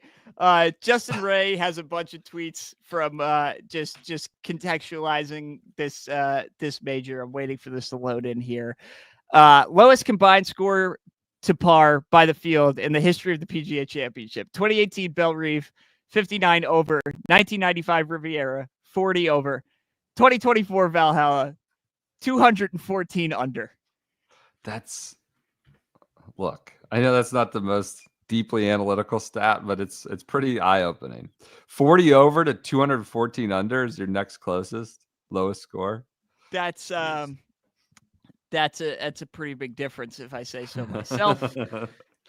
And then we have where is this? I thought I had. And I'll let you, Andy Globacar in this comments does confirm that Spieth went for it on 13. Yeah. Went for the green, wiped it into the water. I forgot about the quad box. They had a quad box of every angle. ESPN was very excited about this. Like all sides. Just watch everybody lay up. Yeah, exactly. And then they missed. I guess they didn't. The cameras didn't get Spieth's ball going in the water. Like, why do we have this? It's just a bunch of layups and wedges. You got a quad box. Bryson grades his week in his post-round press conference, and he gives himself an A+ for putting. Oh no! Oh no, we lost PJ mid running the show. What happened? A+ for putting is what I got. I think when I was trying to load in Closure. I crashed out for a minute here. Okay. We gotta get you a better computer, it sounds like. He gives himself an A+ for around the green and an A+ for putting, but says his ball striking was terrible and it wasn't good. But he had his B game on the week. And in the Sunday episode, you guys were like, how does that average out? That if you give yourself an A+ for like 3 things, like what was your driving? An F? Like that you even add up to a B game. But Bryson was not happy with his performance. Cutthroat corner subject Braden Shattuck wins Low Corbridge Financial Pro. This is Shattuck season. He did something the next week. I didn't write it down. He got in his car and drove a bunch of miles, and then I think he won a section event on Monday after this. And then late night. This is like 10 o'clock at night. In addition to Jimmy Dunn resigning, Mark Flaherty, another independent director on the policy board, just rounds it out at 10 o'clock on Sunday night, also resigning from the policy board. Jeez. Can't lay. Pile of bodies. Chaos on the policy board. Waiting out Jay at this point. God. All right. That's good. That's good. The week begins as it ended. The recap. The week begins as it ends. Jimmy Dunn resignation Monday. Sunday night, Mark Flaherty. Oh, all right. Good stuff. Good stuff, right. PJ. An eventful PGA. Are we bouncing to Colonial? Colonial. All right. Yeah. DFW, your favorite airport. There we go. I flew into DFW this week. Got a nice ride from the airport, though. Oh, this was where you tried to jump the line at the hotel, and they were servicemen. We discovered that Andy. I'm thinking about your servicemen. I your forgot travel. about that. I didn't even have it in here. You didn't self-audit yourself you didn't self-check on your research. I forgot. You're like, why are you guys taking we're servicemen? You're making me think back to like a cringe moment, and that was in Fort Worth. All right, go ahead. All right, so Davis Riley wins Charles Schwab Challenge by 5 shots over Keegan Bradley and Scotty Scheffler. Golf was, this tournament wasn't really the focus of the weekend.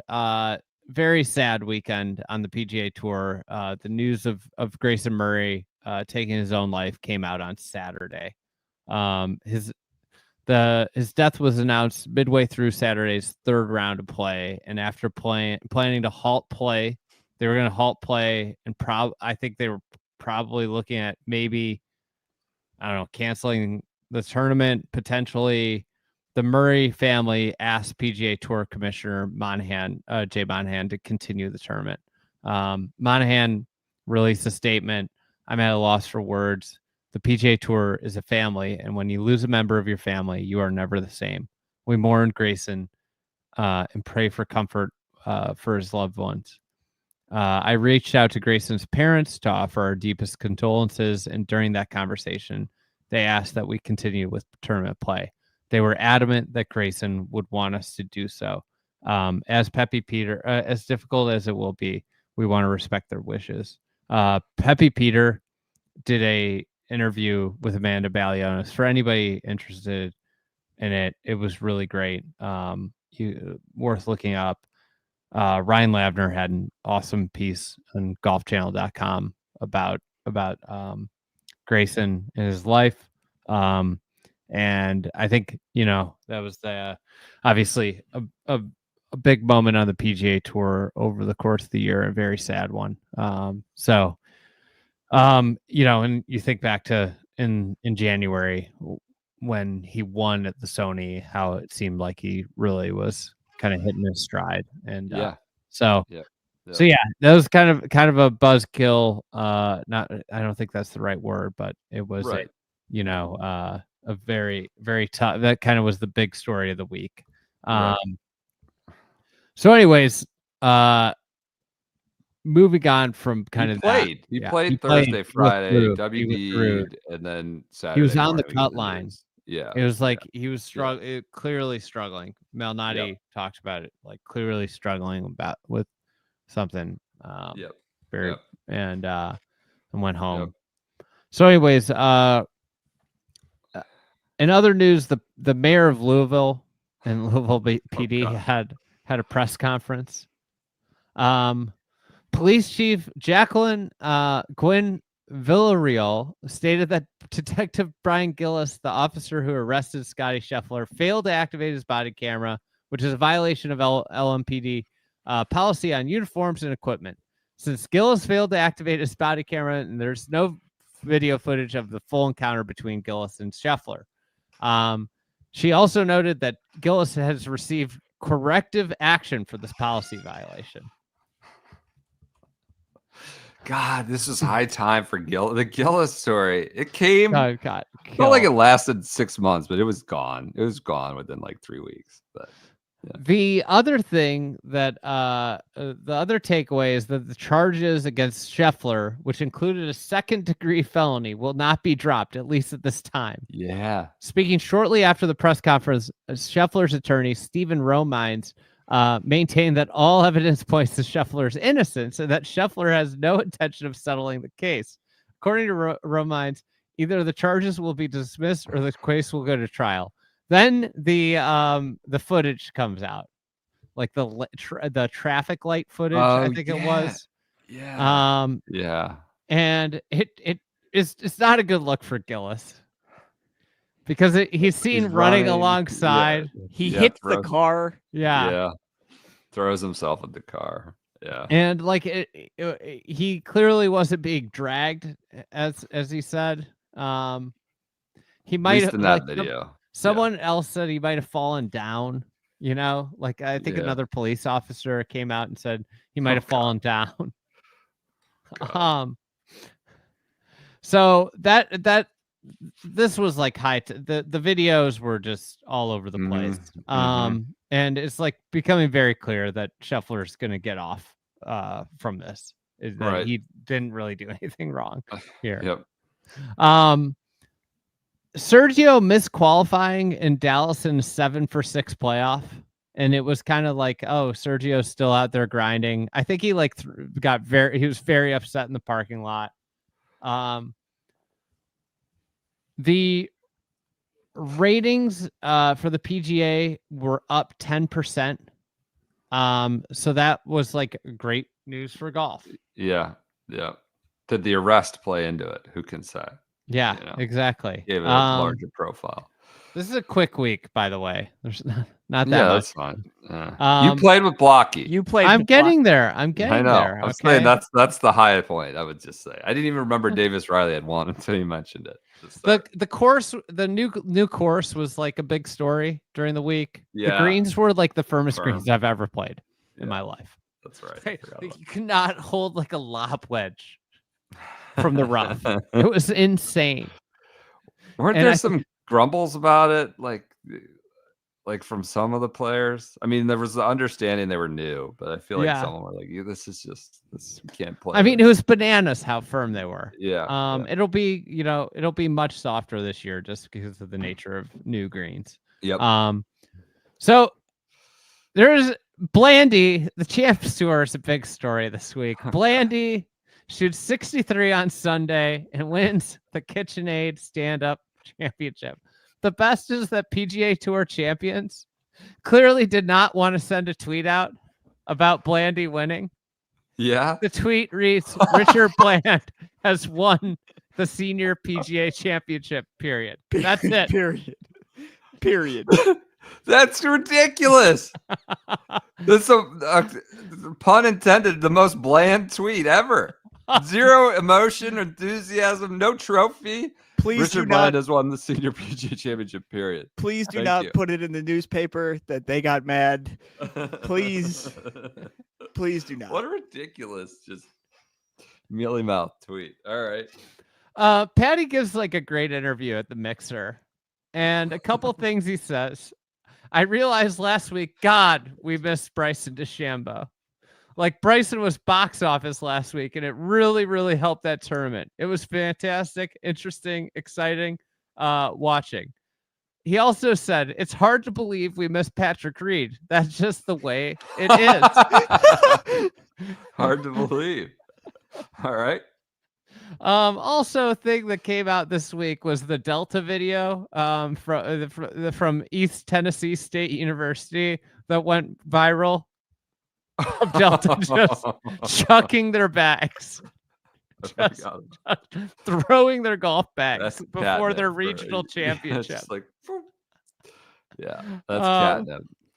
Oh God. Let's see. On the Monday after the PGA, influencer extraordinaire. I'm very excited to see him as the MC of TGL. Chicago's own University alum, University of Illinois alum, Roger Steele shot 71. Oh, that's from the back tees the day after the PGA Championship. Yep. So after working all week, an influencer, maybe the biggest indictment of Valhalla. a Roger very, Steele, very good player. Very but good, very not good a player. Tour pro. A Not a hero tour- to the Creator Classic for playing the 18th hole at East Lake straight up. I mean, like Indictment. he hits the ball a mile, and it just Yeah. shows like how you need to play at Valhalla. Just hit it far, and everything will be fine. So he shoots 71, despite he went for 13. He went for the green, hit it in the water. Shot 71. Shot 71 the day after. Oh my God. Valhalla, tough 10 days or so for Valhalla. Eric Patterson had a great tweet. There was like this news of a PGA Tour sponsorship or partnership with X, like a greater partnership with X for more real-time shots. And he tweeted, "This means even more DMCA." They don't want Toasty out there, as I learned today. Didn't we got DMCA'd on last year in review? Did you see that, PJ? Yeah, they're letting us leave it up, but they did not like the ESPN Plus did not like the house cat video of them saying that Xander was a house cat. They're taking our ad money. Yeah. They're ESPN. Our very small ad money. Enjoy that, YouTube? worldwide leader. ESPN stealing our ad money. Oh, there we go. Well, we don't know how to withdraw it anyway from YouTube. Well, I like to see that bank account accruing, Yeah. Like it. Someday we'll get it out. I just was thinking about the tax implications of leaving it in there for a second. Joys of small business ownership. Caitlin Clark signed a deal with Wilson, which, immediately we wanted to know, did this extend to the golf course? Dynapower. I gotta wonder if at the Annika the other week that if she was playing Dynapower or Cortex. What do you think she has in the bag? A fat shaft, maybe. Maybe an old fat shaft. Yeah, she's got to be. She's obligated. Does Wilson make? I guess just whatever. Apparel and basketball. Go ahead. There's a New York Times article from Lauren Hurst that says the negotiations are very much alive, and it was just like clearly plant. A plant Just everybody's leaving the board. Everybody's saying nothing's happening. And then this New York Times report comes out that's like, oh, it's very much moving forward. Which then later in the year, we find out that they hadn't talked since the Bahamas for like 5 months. Such a PR play. There was a great fan down moment when a ball like bounced into this guy. Didn't even hit him. It was the most ridiculous. What? Total flop. Total flop. Can you play the video? I can grab it. You can. So the ball I just bounces. took a screenshot of the guy. The ball bounces into the guy. Yep. And he falls over. It was like a soft bounce. It'd be like if somebody soft tossed it, like you're playing with your little leaguer, like soft tossed it to you, and it hit him in the stomach, and he fell back in his little chair, his fold-out chair, fell back. It was just a ridiculous. Chasing a payout or something. Yeah, maybe. Must have wanted a glove bad. So I played the Pro-Am. We'll get to this at the end. Yes, you did. I was a challenger. Oh man, I moved it. I used to have the picture right next to me. I played with Blocky, and I played with ZB, a friend of the. Incredible! What a good day! What a good day! Blocky in the field. It's like fourth PGA Tour event or something. Yeah. Complete showman. There are people coming up to him all day, asking him, talking to him. Played with other influencers. Let's see. He made a birdie putt on it was, I think it was 8, the par 3, long par 3. And he just does this like gets down and goes like this. Just playing to the like taking a bow to the crowd. Yeah. God. He MC'd a Colonial, right? Yes. Okay. I just wondered. Yeah. Andy, did it go in? Is that in the hole, Andy? No, he didn't say any of that. I played pretty bad. Oh yeah, I remember that. I was hitting the ball. I hit a ball left off the first tee. It was bad. And I ripped one on 9, and walking up, he's like, "Where's this been all day?" I don't know, man. He also had the podcast comment. Yes, this is one of my all-time favorites. He was like, he asked me like what I did, or no, I asked him like about like the last year, and I'm like, it's got to be crazy. He's like, I went on all these podcasts, and I kind of toned down. I don't really. He said something along the lines of like, I don't really love podcasters that much. Like, they're just like looking to leech off your audience, so and so. And then like, he's like, what do you do? I'm like, oh, I'm a podcaster. Forgot about that. Blocky. So that was great. And then let's see. Maybe here's the flop for the audience. Why is he grabbing his chest like he's got hit? The sniper. Look at the bounce. It very clearly bounces. It bounced into his lap. It's just like softly bouncing on his leg. Oh, good stuff. The highlight was I go into player dining. There's Billy Boy. I go introduce myself because we had been DMing about potential podcast appearance. Billy was real excited, and then we're at a shared tee box, the 9th and the 11th, and he calls me buddy, gives me a fist bump. Hey, buddy. What a week for you. Good week. That does it for Charles Schwab. Buddy. Yeah, they let you dress in the players' locker room, right? Weren't you I was in there. I got the smoothies. I got a smoothie to go. I got some player gifts, all kinds of stuff. They gave me a $500 gift card or something. Maybe $600. Might have been Those 600. primes are incredible. Yeah, I had a $600 gift card to the PGA Tour. They didn't have Dratty in there, but it was great. I got like got a bunch of workout clothes. That they all have the colonial logo on them. Yeah. I was like, God, that's great. It's great. Good stuff. All right, we're moving on. We're going north to O Canada, glorious and free. RBC Canadian Open. We start the week with John Wood is named team manager for the Ryder Cup. We still have no captain, but we have John Wood named team manager. We're like, what does this mean? And it immediately becomes this crutch. Like, well, we've got John Wood now. I mean, That's why we're going to win the Ryder Cup. We're prepping. We're dialed in. We got John Wood now. It becomes this talking point, which like good, bad, or indifferent. He'll probably be good. He's additive. But it just gets overinflated and immediate crutch for everybody asked about the Ryder Cup. We've got John Wood in the fold. We listen to players. We got data, and John Wood's there. So he's team manager with still no captain. All charges against Scotty Scheffler were dropped, putting a probable end to one of the weirdest golf stories in recent memory. For anyone still clinging to the idea that Scotty somehow maliciously and flagrantly violated the law while attempting to enter Valhalla, the fact that the county attorney admitted, quote, no evidence supported the charges is relevant. Scotty's lawyer also said that it never came out Morikawa had done exactly what Scheffler did in terms of taking the lane into the course just before Scotty did so.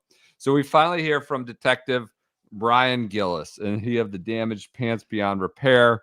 He pens this long statement letter. He starts it with like, Scotty, you've been very nice and good and gracious and generous. Thank you. But then like goes back at Scotty's lawyer, like really contending that there was no evidence or anything was in dispute here, like really pushing back hard on sort of the resolution of the story. So Gillis has this long open letter. They're like, all good. You've been a good chap. But like then says like, I was assaulted. He just spends in the next 4 paragraphs essentially saying like this happened and closes it with P.S. Yes, the department has us buying freaking $80 pants. To those concerned, they were indeed ruined. But Scotty, it's all good. As if Scotty like took the man's pants and lit them on fire. Like Scotty didn't do anything to your pants. Scotty, it's all good. I never would have guessed I'd have the most famous pair of pants in the country for a few weeks because of this. Take care and be safe. Brian, on a first name basis. Roy McIlroy is playing the Canadian Open. He says he regrets committing as much time and energy as he did to play in the role of de facto PGA Tour spokesman. Says, hopefully we're on the path to sorting this out. In hindsight, I mean, hindsight's always 20/20. But in hindsight, I wish I wouldn't have gotten as deeply involved as I have.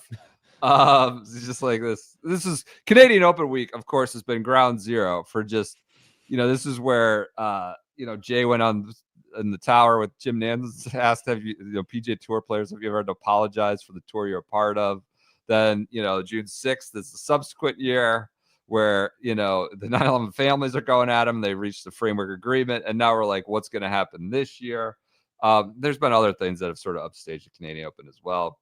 I think Auburn won the men's college. Auburn, Florida State happened this weekend at what's the course? Southern Cal, La Costa. Auburn wins the national title. Michael Thorbjornsen gets his PGA Tour card after finishing tops in the PGA Tour U. Auburn beats Florida State in the finals. There was some backboarding. They were using this tower, egregious backboarding going on at the college. Don't even have grandstands, but there's TV towers. They're just not doing it on purpose, but blocking balls back into play. This is also U.S. Women's Open week.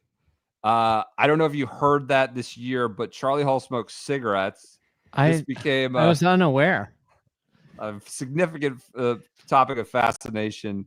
The one I think that really takes it to overdrive is she's signing autographs, 2 hands, and smoking with no hands, and like that becomes incredibly viral, and people just go nuts. Meg Atkins got the kind of cigarettes when she was on the ground there. There's a disaster at the 12th hole. Nelly obviously starts. It's the 3rd hole of the championship. Just like she's this international superstar story. She makes a 10. She hits it long, then into the creek, then back, and then can't get into the creek a couple times, can't get it to stay. It's a wicked hole, right? A wicked false front down in the water. This prompts like larger discussions about the conditioning of Lancaster. Like, was it too hard? Was it overcooked with the wind? That hole green is so insane. tough front right down to water. But on the whole, 45 players recorded double bogey or worse. 45 on the whole recorded double bogey or worse. When Nelly got there were 3 groups on the tee. Or on the par 3, 3 groups on the par 3. The group in front of her hadn't even teed off yet, so she's just watching these people like get punched in the face and then makes a 10, and her like U.S. Women's Open is effectively done 45 minutes into it. She said it's not really good to see the girls play in front of you because 2 of them, Gabby and Ingrid, came up short of the water, and then she follows.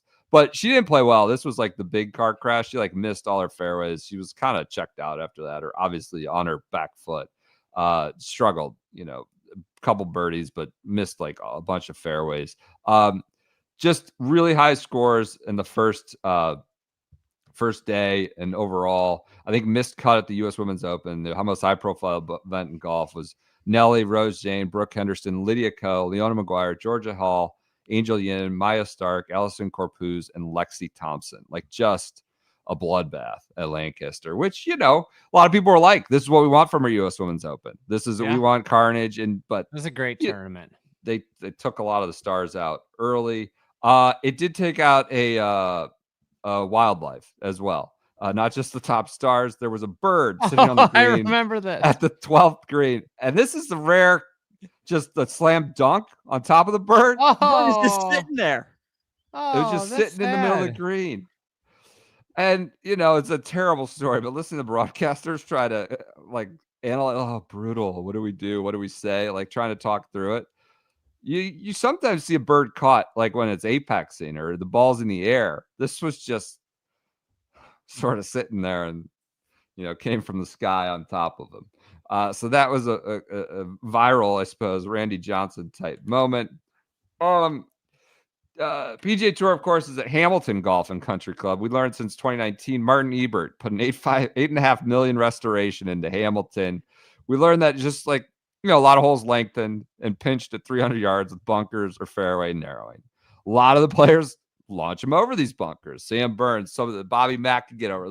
Whereas the shorter players, there's like ZB has to hit it like arrow straight to all these pinch points.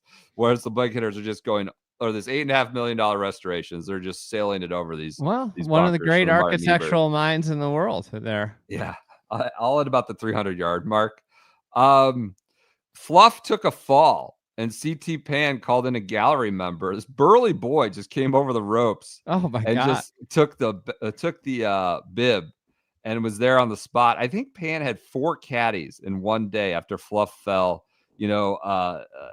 And Shane Lowry said that's an effing record now as he shakes the hand of the 4th one. This guy who drove over Al Riddell, maybe related to the helmet making company of that family, drove over in Canada, Hamilton, and was watching on TV. Is this where somebody took the driver out of a player's bag, like ran under the ropes? No,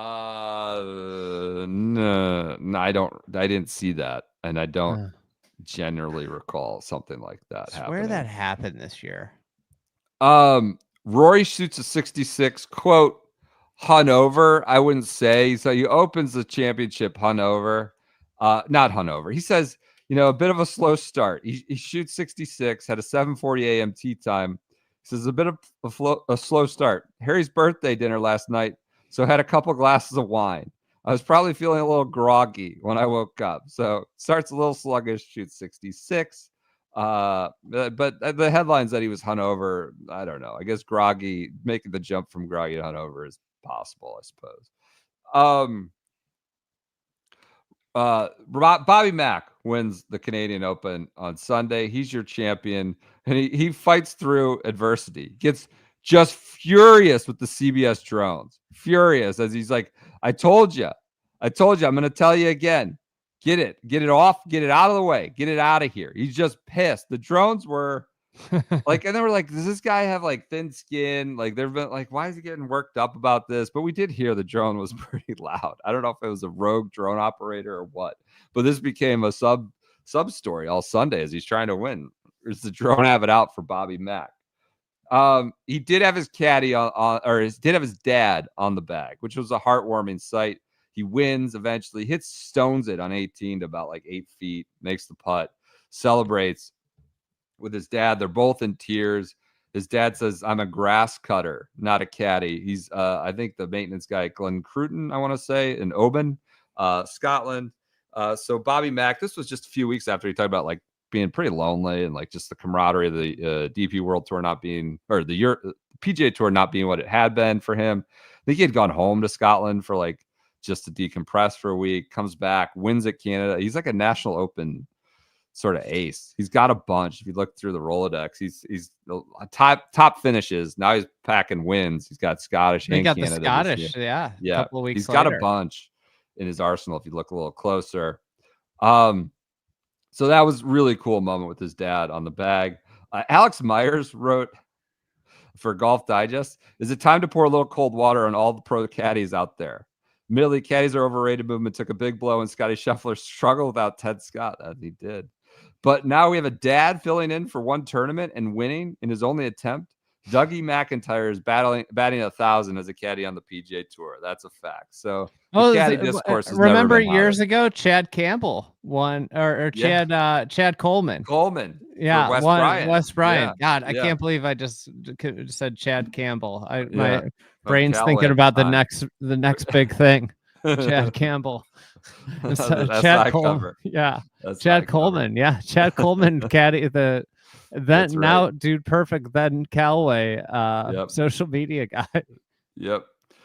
So a heartwarming finish with Bobby Mack. A good finish, but it's up against the U.S. Women's Open. So a lot of people are like half on one, half on the other, all in on the Women's Open. Yuka Sasso wins that. It was really only, say, her and Minjee Lee were the favorites at the start. Of course, was hard, but Yuka Sasso had some incredible iron play down the stretch and wins her second Women's Open. I think it's her second. Yeah, she's also the only person in the LPGA or PGA Tour to have a pair of U.S. Open victories. That's their first 2 wins. Even Bad to the Bone, Andy North didn't do that. His first 2 wins being a U.S. Open. So she's the first one. Hasn't won anything but 2 U.S. Women's on the LPGA. Crazy. Kind of nuts. Makes you wonder if they played better venues all the time, if she'd have more wins. Right. It does make you wonder. Real quick, I'm sending you a visual aid in Slack, PJ. Just a quick DP World Tour cleanup. Lori Cantor, the clique, once proud clique. All right, good. Won the Ferris wheel event, aka the European Open in Germany. Always just a nice visual to share with everybody. The Ferris wheel looming over the vista, and he drilled it into the heart and wins on the DP World Tour. And I think he's just got his toes in everything. I think he's in every tour. So, because he got his PGA Tour card via top. No, he 10. didn't. Oh, he didn't? He didn't get there? He ended up okay. like 18. Oh, that's right. We wanted that. We wanted to see what they do. That's right. But he won against the Ferris wheel. This week, Ferris wheel's so good. Joe Ogilvy of the new DP World Tour, or PGA Tour board, gives an interview. The Eamon Lynch Eamon. interview. Yeah. Distressed debt. The distressed debt. Some good quotes. We picked this apart. And some good quotes. He says about like Rory not be able to jump back on, Reb resign his spot. He goes, "I realized Tiger went on the board without a process," the point we had just been raising the prior month. "But the governance documents hadn't been done yet." Well, that's just a ticky-tack intervening thing, I guess, but proper. When Webb said he was going to resign and was going to name his successor, there's not a corporation in the world that would allow that to happen. Earlier in the Q&A, Ogilvy described the PGA Tour Inc., the nonprofit entity of the PGA Tour, as, quote, dysfunctional. So basically the PGA Tour, not the nonprofit. He called it dysfunctional. He's like, the PGA Tour they severely lack proper business procedures, and they're implementing governance guidelines. On the more PGA Tour changes in the works, he says it's probably likely we'll see fewer exempt players in the future. Well, that has come to happen. That has come to pass with smaller fields, fewer cards. That's starting to come. On Jay Monahan, he says there's basically this framework agreement. It was basically a very closed decision-making process on doing the framework agreement. It was almost unrecoverable from there. Well, Jay has recovered. I mean, they didn't pull the plug on life support. Unrecoverable. Something had to give once there wasn't a 2-week therapy session between the board. I don't know if that's the right way to term it, but it never happened. So I guess they just didn't go up and take their lashes from the players. Humility goes a long way, and I don't think there was a whole lot of humility. I don't know if he's talking about Jimmy Dunn, Mark Flaherty, or what. That's my take. I wasn't involved in those discussions, but it did get divided. So let's take from the outside. There were massive trust issues, and once you lose trust, it's incredibly hard to earn it back. On Jay Monahan, Jay kind of got out on his back foot with the framework agreement rollout being challenged. McGinley. But Jay is a survivor.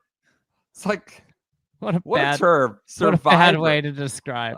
It's not a ringing endorsement. Like Yeah. you're just a cockroach. You can't be killed. I don't know what that means. He's a survivor. Quote, the players over time went from let's get rid of this guy to this guy's who's going to lead us. He might be comeback player of the year award. Oh, God. He might Oh, get man. that was an I forgot that. He might get comeback player of the year award. Then on Patrick Cantlay, we have maybe the quote of the year up there for at least for our purposes. Probably not a few others. Patrick is incredible. So there's all this, drama around Patrick. Is he running the board? Is he a jerk? Is he nice? What's going on? Patrick is incredibly detail oriented. I joked, just a real knee slapper here. Haha. I joked with him one time that if he wasn't a professional golfer, he could be a distressed debt investor and probably making more money. He remembers facts and he's a bulldog. He has strong opinions. I've read what's been said about how he's controlling the board and all that kind of stuff. This is my favorite characterization of the entire year might be this. I don't want to say it's wildly inaccurate, but I would say it's very inaccurate. I had so much fun with that. Like, well, where are we at? It's not wildly inaccurate. So it's either accurate or it's not, I think. I mean, there's some discrepancy. It's not wildly inaccurate, but it's very inaccurate. Like, what's the middle ground there? Where are we at? But so I don't know. I'd say, if anything, that makes Cantlay look worse and not a defense. But I joked with him. He could be a distressed debt investor. Speaking of just the PGA Tour, kind of, I don't know. A lot of people tweeted it was unserious after this. We learned memorial exemptions are Billy Boy, Kuchar, and Brandt Snedeker, who I think are like workday people and stuff like that. Last but not least, we'll sign it off with this. One of my favorite golf advices I just totally forgot about. The guy with the giant tattoo of Joe Paterno, who's wants to be his partner in the Chicago muni league or whatever. Should I go back? The question. The guy wants to no, yeah. Do I need to go back? Do I say something? The giant Joe Paterno tattoo. That guy's probably happy right now with the CFP. Yeah, with James Franklin. All right, I think that does it. When are those games? They're Friday, Saturday? Yeah, Friday starts. I think it's Indiana, Notre Dame Friday night, and then they're all the rest are Saturday. So you think God, that's a high stakes game for Notre Dame. I feel like Indiana has nothing to lose. Everybody thinks Indiana's a joke already. Right. Right. Like Notre Dame loses to in-state Indiana, little Indiana. Send Bobby Mack to New Jersey to handle the drone issue. Latest comment from Big Whiskey in the YouTube show. That does it. Great week. Bobby Mack, Yuka Sasso, a good kind of in-between majors week on the various tours, at least men's majors, I should say. Women's US Open was a good one. I think that does it. Part 6. We'll lead off part 7 next week or next show with Memorial. We'll do US Open. It could be a Burley boy. We'll see. Memorial US Open. We'll keep it going through the summer. Thank you for tuning in. Leave a comment on the posted YouTube video after the fact. We love those comments. I'm sorry I disparaged them earlier on. You could get a Chaplin bag. It's a several $100 value. Primo bag. Free each week. They're coming out of the Shotgun Start Slush Fund. They are coming out of the Shotgun Slush Fund. Didn't even ask for a free handout. Yeah. No. We don't do that. So yes, paying full price for these bad boys. Yeah. Also, I should mention holiday time. You should go to fatcork.com. We got to get this in. We'll make a note. We forgot it again. Use the promo code GOLF and you get free shipping from Fat Cork. God, we meant to put that in the middle. I know. We got to get it in the document's calendar. Not we got updated. It's not formal. It was PJ, done on the put it- side with the PJ, put email, it and in that's just where we Monday.com. are. This is Okay. inside joke for that. I don't know that one. Yeah. Fat Cork, please go to fatcork.com. Friend of the program, a listener, a complete sicko like you, an easy gifting option of something that's consumable. This is my God, I'm very militant about this. Give gifts that don't pile up in the corner. Don't add junk. This is a recurring gift, a subscription. Honestly, keeps on giving, literally. Honestly, I got a shipment of this coming. I know my wife's going to be so excited when that box gets here. It's like the best thing I could give her. It's the best. It's great. She loves it. My mother-in-law is coming into town next week. Oh boy, you're my gonna mother-in-law have and sister, and I know they are just going to tie it on with this champagne. Like the box is going to get here, and that is going to just be immediately into the fridge and consumed very quickly. This is a no-brainer, especially with the holidays, New Year's, Christmas, whatever you celebrate. This is a great holiday thing to get, whether you're hosting or whatever, or if you're going and you need to bring a gift for somebody that's hosting. This is awesome. And let's be honest, you're an idiot. If you go into the store, you're just going to look at price and just take that. This is what do I get? They're experts. They're friends of the program. Celebration fanatics, they call them, who go to France, find the highest quality grower champagne from small, independent, family-run champagne houses in France and deliver it direct to your door. They are the experts. Comes with cool cards and facts about where this came from and what it should taste like and smell like. And you can look fancy and cool with that, or your wife will certainly appreciate it as well. So go to fatcork.com. Promo code is golf. Still gets you free shipping, which is a good chunk of change when you're shipping champagne. All right. I'm looking at the schedule. Not much left here. We're getting through it. I mean, we're not going fast. Not much left here in theory. Memorial, US Open. Yeah. I got, that's what's next episode. After that, I feel like we're in the free because we aren't going to do the playoffs. We never do the playoffs. We do the playoffs. We never do the Tour Championship. I see the Tour Championship is on mine. Yeah, well, that's typically why we never do it. You just I don't acknowledge this event, and we're done. But this year we have the Creator Classic. Yeah, we already did the recap. Roger Steele's the only person with any integrity. Wesley Bryan. Yeah. I completely. That was my nomination for Rules Moment of the Year for the newsletter, but I was overruled. I didn't get asked to nominate anything for that. You were playing with Persimmon and Bellata. I don't know what you're doing. I don't know. We're so deep in your interview. I think people know not to ask us much right now. So we're moving. We're moving along. I think we're gonna be done before Christmas. I think the groundwork's been laid though for Dick Green to come on Champions Tour Minute. We need Champions Tour Minute in January. We need some off-season content. All right, we'll bring it back. All right. I'm on it. I'll go see if I can go out to Mill River, find Jason Karen, take a ride out to Oyster Bay. How far away is that? It's like probably 40 minutes. Bring the mic. Bring the mic. 15-minute, 20-minute interview. I mean, what if he goes from being a club pro to like an Alker making multiple millions of dollars? We could have the first interview.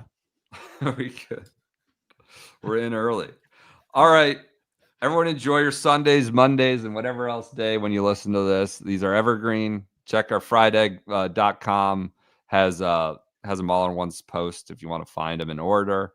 What's the tougher negotiation, the 2024 PGA PIF or Andy and the YouTube account? Well, David Parker. I'm not worried about replacing Castellanos. What a day. How about Nick Chubb went down too? That's sad. A BC quarterback. Florida State is taking our extras. How about that? Florida State, big state school. Big news for Illinois. Altmaier's coming back next year. Oh, that's good. He announced it at the game. Oh, the basketball game? Yeah. People go nuts? Yeah. What a showman. That's a blocking move. It's great. We're Citrus Bowl. We got to be one of the favorites in the Big Ten. Do you think they're So- bringing back the Big Ten West? It sounds like everybody's yelling about these. There Just needs to be divisions. Imbalanced schedule where you can miss all the good. Yeah, I don't know. I'm so mad I didn't get that Burt video for you. I wasn't checking my messages. Could have played it. Another time. All right, we'll talk to you Tuesday, Wednesday, next installment of the Year in Review 2024.